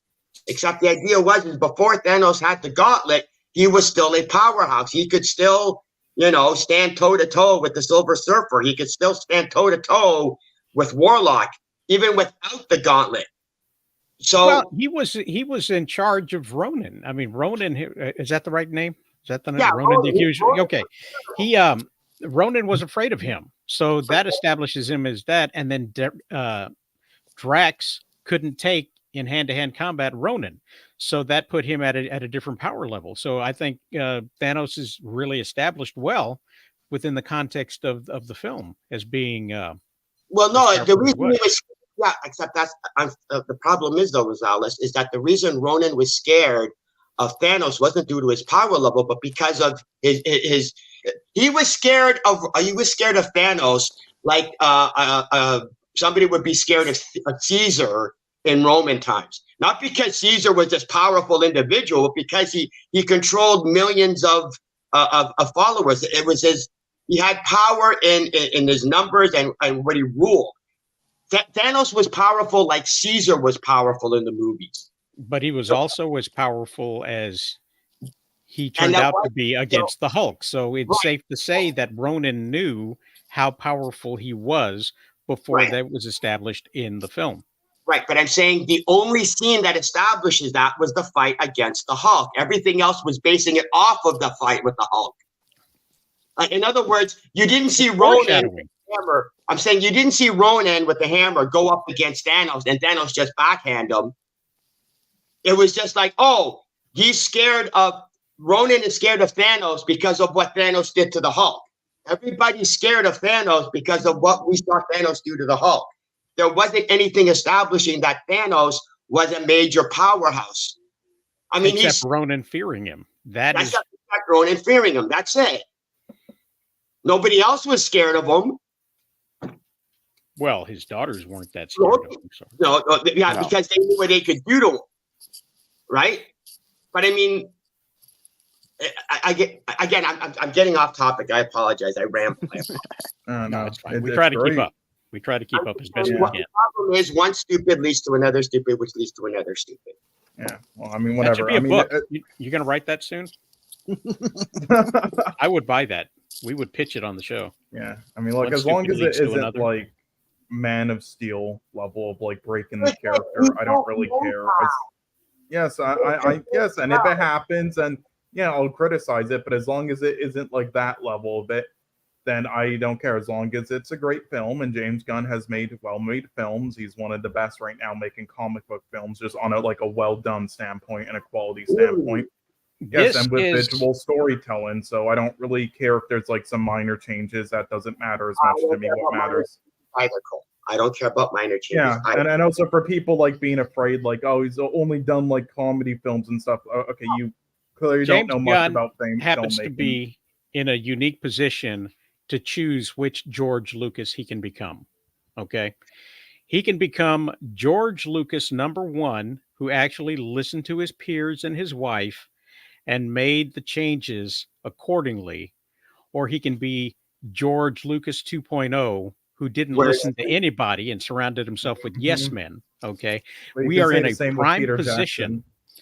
In a prime position here with his first film, which he's already changed the name of from Superman Legacy to Superman, which I like. Before I like. I'm sorry, Rosales, hold on. Bob, as an example, you have people going into this movie freaking out not only over the name change, but they're freaking out over the S symbol. I'm fine with both. I have no problem with the S symbol. I don't care either way. Neither do I. It's about time it gets used like that. Yeah, but those are crybabies saying that's the S symbol from Kingdom Come. He better not be doing a Kingdom Come movie. Blah blah blah blah blah. You're having an audience who are going in already ready to tear apart anything about it that is a variant from what their version of Superman's supposed to be. Just seeing that the S symbol has freaked people out. So I'm going. So you and Cole and a lot of other people are going in without that prejudgment. And again, I'm going in without that prejudgment. Well, that's because I don't get freaked out at minor little things like that. Costume changes, shit. That shit don't bother me. Like you said, it's more of the essence of the character. You know what I'm saying? That's where it is. So, like you said, if this guy goes in and totally changes what Superman stands for, who he is as a person, his values, his upbringing, then yeah, I might have a Corn little bit of Sweet, an issue. Corn Sweet sounds like something that would come from Kansas. Okay, so he's chosen him by that name, Yes, David Corn Sweet, whatever his name is, and he stands 6'4", 6'5", something like that. So perfect height. he's taller than me, and the lowest lane he chose is probably about 5 even or less. Okay, so Perfect. you're getting that anime version of Yes. Superman up here, Clark up here, That Lois really down doesn't here. matter. But Rosales, that doesn't matter in the movies because Sylvester Stallone was short. And they just put him on a box whenever he was when he was going with his. No, what I'm saying is that all of these choices are gearing up to separate his Superman from the previous versions of Superman. Okay, Yes. and as the S kind of solidifies that he's going in a totally different direction than anybody is willing to think that he should. Okay, so he's developing a Superman brand, a DC brand that should be unparalleled. And I'm not saying it's the greatest. I'm not saying it's the best. I'm saying he's in a unique position to fail spectacularly or just get a thumbs up and say, "Yeah, boss, you done good." Because no one's gonna pat him on the back like and cream all over him, except for maybe K Dot when he makes a movie that breaks $1 billion. Okay, I'm saying, you take into consideration you have an audience that will literally make or break whether or not they like the fact that Superman is wearing trunks or not. I mean, seriously, this is what the fan base has become. It's like, yeah, the movie was good, but he should have had trunks. So 6 out of 10. Yeah. Like that's the fan base. Oh, the movie was good. I love the character, but he has the wrong S. 4 out of 10. Is that really the fan base though, or is that just people on Twitter complaining? Who consider themselves part of the fan base? They still consider themselves part of the fan base, Bob. Whether they are or not, they're still part of the fan base. They're to me, that just comes off as the same people that sit there and complain about it, but yet are the first ones to go and spend money on a ticket for it. Right, so that they can complain about it. That's why they're going. The majority of people a lot of the people who are bitching about the Marvels, right? They didn't go they didn't go hoping it was going to be a good movie. They went in knowing it was going to suck, so they went to the movie so that they could make a video bitching and complaining about the movie. Well, isn't the smart thing to do is like what we did with Madam Web? We wanted to see it so we could complain about it, and we did the good thing. We didn't pay for it. Right. But all the people that want it, you have to understand, there are a lot of YouTubers whose career is based off of complaining about these movies. Good for them. You figure I'd be one of them, but here's the thing. After about 20, 40 minutes, if I can't handle the movie, I stop. I didn't even make it through the Marvels. I think I made it about 40 minutes into the Marvels, and I'm going, nothing is making sense. Why am I watching this? Did you get the Black Girl magic? What do you mean? Take that as a no. There's a section in the film, the Marvels, where Monica Rambeau is one of the Marvels is falling and can't fly, and Nick Fury tells Monica Rambeau, "You need to fly up there and catch her." And she says, "I can't fly." And he says, "You can do it." He says, "I've never done it before." And he yells at her, "Black Girl magic!" And then she takes off. And she takes off into the air. Yes, I'm dead serious. That's amazing. Somebody wrote that. Okay, now Bob, imagine that level of script writing with James Gunn's Superman movie. See, I can't because he's competent. Yeah. Yeah, I mean, that's the thing. The He's entire writer's strike writing the script. Yeah, and he wrote it himself. Listen, I have a soft spot for the guy from the fact that he came up through Trauma and Lloyd Kaufman and learned guerrilla filmmaking. You know what I mean? No budget, no talent, do-it-yourself filming. He wrote Tromeo and Juliet. Yes, which is one of my favorite Tromaville films of all time. It's Tromeo and Juliet. So I always have a built-in soft spot for the guy. I think the guy gets a lot of unnecessary flack from people just because he told some edgy jokes a decade ago. That yes, and they weren't actually like T-word or anything like that. It's causing controversy. I swear to God, I think this is causing as much controversy as the Flash costume when it was. Let it cause it. You know what? Because I'll take the traffic of it because you know what? To me, look at that. That looks great. I don't know why. Just the simplicity of it looks amazing. And you know what? It looks 100 times more alien and otherworldly than I don't know. Like I said before, than just a fat redesigned Earth-looking S with a Joseph Campbell quote inscribed through the middle of it in Kryptonian. Okay, it means ho. Yeah. Again, I don't base a movie based off of the logo, but again, it's fun for me. I guess whatever. I'm not watching the movie for the logo. I mean, to me, that looks great. That looks awesome. Yeah, it does. It's not overly designed. It's not insanely textured with little patterns that form little S's or little chainmail on them. I didn't even notice. Hold on, you're saying that one of the Superman outfits did that? Yes. Yeah, I didn't notice because I didn't care. Let's see. So in Man of Steel and BVS and all of Zack Snyder stuff, there was a chainmail design that was given to the suit itself, and then the S itself in the middle had a Joseph Campbell quote. Starting in BVS, it happened. Are you serious? It had a quote. I didn't even notice. Written in Kryptonian. Yeah. It was so shit. I did not. Yeah, because it makes no sense. All I saw more. Swear to God, all I saw was an S, and that was it. I want to see more superhero films again, where when they're fucking fighting, the suit actually rips apart. That would be great. Then yes, a battle damage on a suit would be nice. Yeah. I'm tired of just straight up clean hero suits all the time. Well, I always loved it because I can't. It's an old quote from the comic books, and I can't remember if it's his mom either made the suit or his mom just made the cape. See, and this goes to it depends on who's. Everything's always dependent on who's writing at the time. That determines their power levels. That determines their set of powers. That determines their backstory. Little things like that. There's some instances where Mama Kent did make the whole thing together for him, made it all. Found the S logo in his ship and just added that to the suit, and there you go. Here you go, son. Off you go. There's all different things. Okay, Bob, when I say changing from the origin, I'm not talking about who made the suit. I'm not talking about minor. James Gunn goes, he bought the suit at a costume shop because he was desperate. I'm not going to go, oh, that's unfair to the character. He's changed the origin. I'm not worrying about stuff like that. I'm not worrying about minor stuff. That is that stuff like the director wants to add as a little twist. That's not the changes I'm talking about.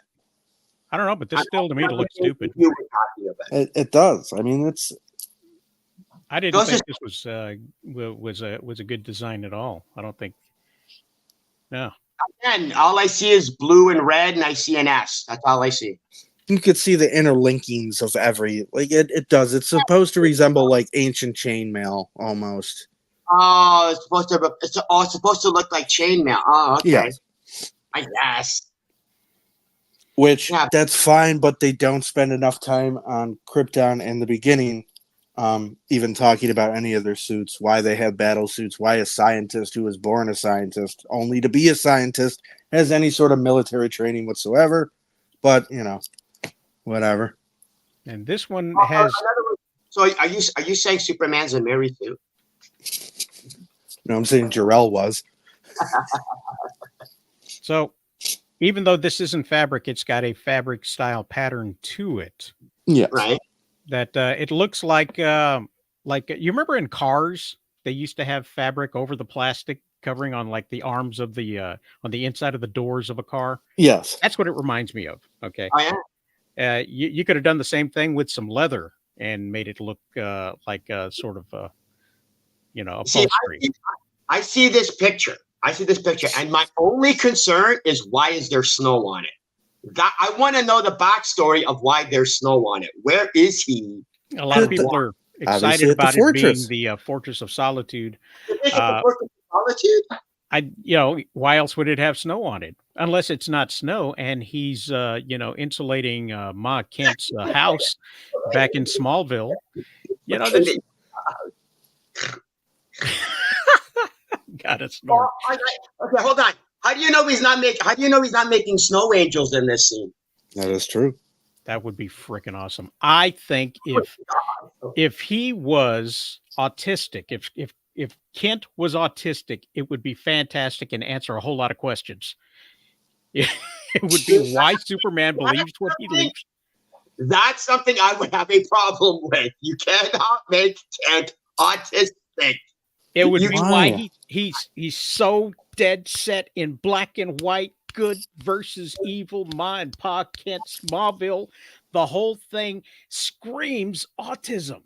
I do not want Forrest Gump to be my Superman, okay? I do not.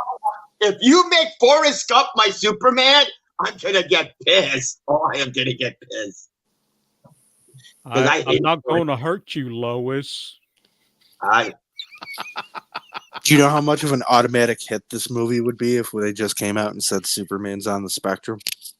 That would be awesome. It makes a whole lot of sense. It makes a whole lot of sense. I don't care.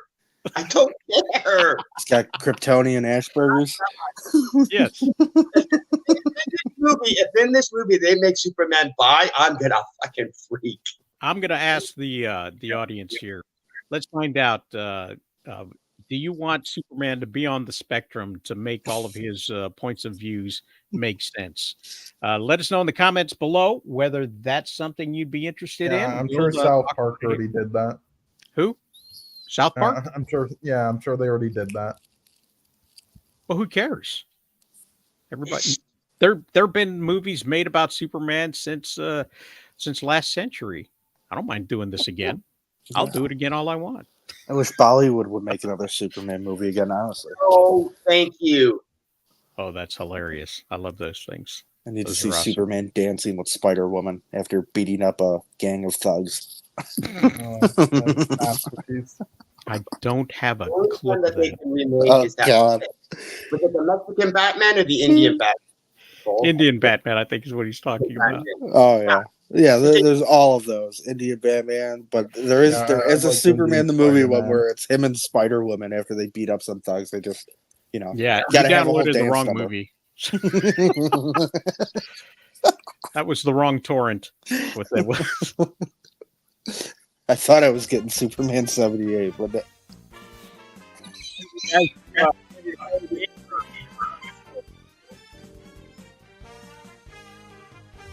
Because we have a Gardic phone up and ready to go.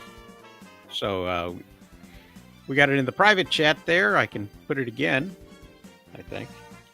Oh, I'd love to stay, guys, but I got to head out. Sorry about this, Rosales. Thanks for having me on. Fine. That's why I'm asking, because we can skip this, or we can keep going and play it, or I just got to head out, guys. Yeah, you got a thing. I got a thing. You got a thing. I appreciate that about you too. So, all right, take care. Thanks for stopping by, Jaded. Where can people find you on the interwebs? Oh God, if I ever have the energy to actually bother watching the Marvels or Dune 2, I'll probably make videos explaining to you how stupid the movie is, because God knows you aren't going to figure it out on your own. So. 45 minutes at a time from your phone while you're on the can. That's how you'll be able to make it through there. I'll give these movies that. I can last longer from these movies than I can in A24 movies. So they're at least better than A24 movies. There you go. Thanks for stopping by. Have a great day, buddy. Yeah. Bob, you want to play Gardic phone or? I would love to play. I'm following your link here. Give me 1 second because it's having me log into the Discord. Yeah, I was gonna say I think you linked the wrong one where you have to verify that for some reason. Yeah. But look, you're there. Am I in there? After like 10 minutes of doing it, yeah. Anybody in the comments want to play? Let me know. I'll share the link with you, and you can Yeah, be a well, part of the I show. think you would have to because it would only be 3 people. So Is that still not on repeat? Oh, nice.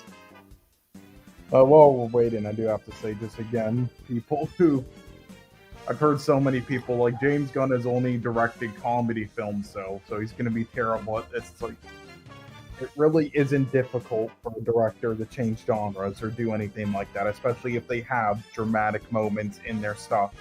That's comedies, or the films are good and they know what they're doing. Like people who are worried or complaining about that just seem to not know much about how films are made. I'm in there. Yay. So let's see. Yep. Okay. Well, let's do this thing. If nobody else wants in from the comment section, we will move on. What do I want to do? Normal, secret, knockoff, icebreaker, masterpiece, missing piece? I'm fine with whatever. I'm new to this game, so. Oh, okay. Well then, sorry. Let's just get started. All right, I guess we're picking this up on a different day. Jesus Christ. Yep, next week, I guess. What a show it's been. What a show it's been. It's been a good one. Next week, we will talk about different things. And maybe we'll talk about the same things over and over again until you finally get it through your thick skull. Who knows what's going to happen? But we will leave you with this and make sure you have a great day. I wet my bed in my 20s because I drank 90 ounces of beer and blacked out. But I never made it to the bathroom. I woke and found, to my horror, my sheets were stained with a yellowish hue. My jeans were soaked. I couldn't remember how I got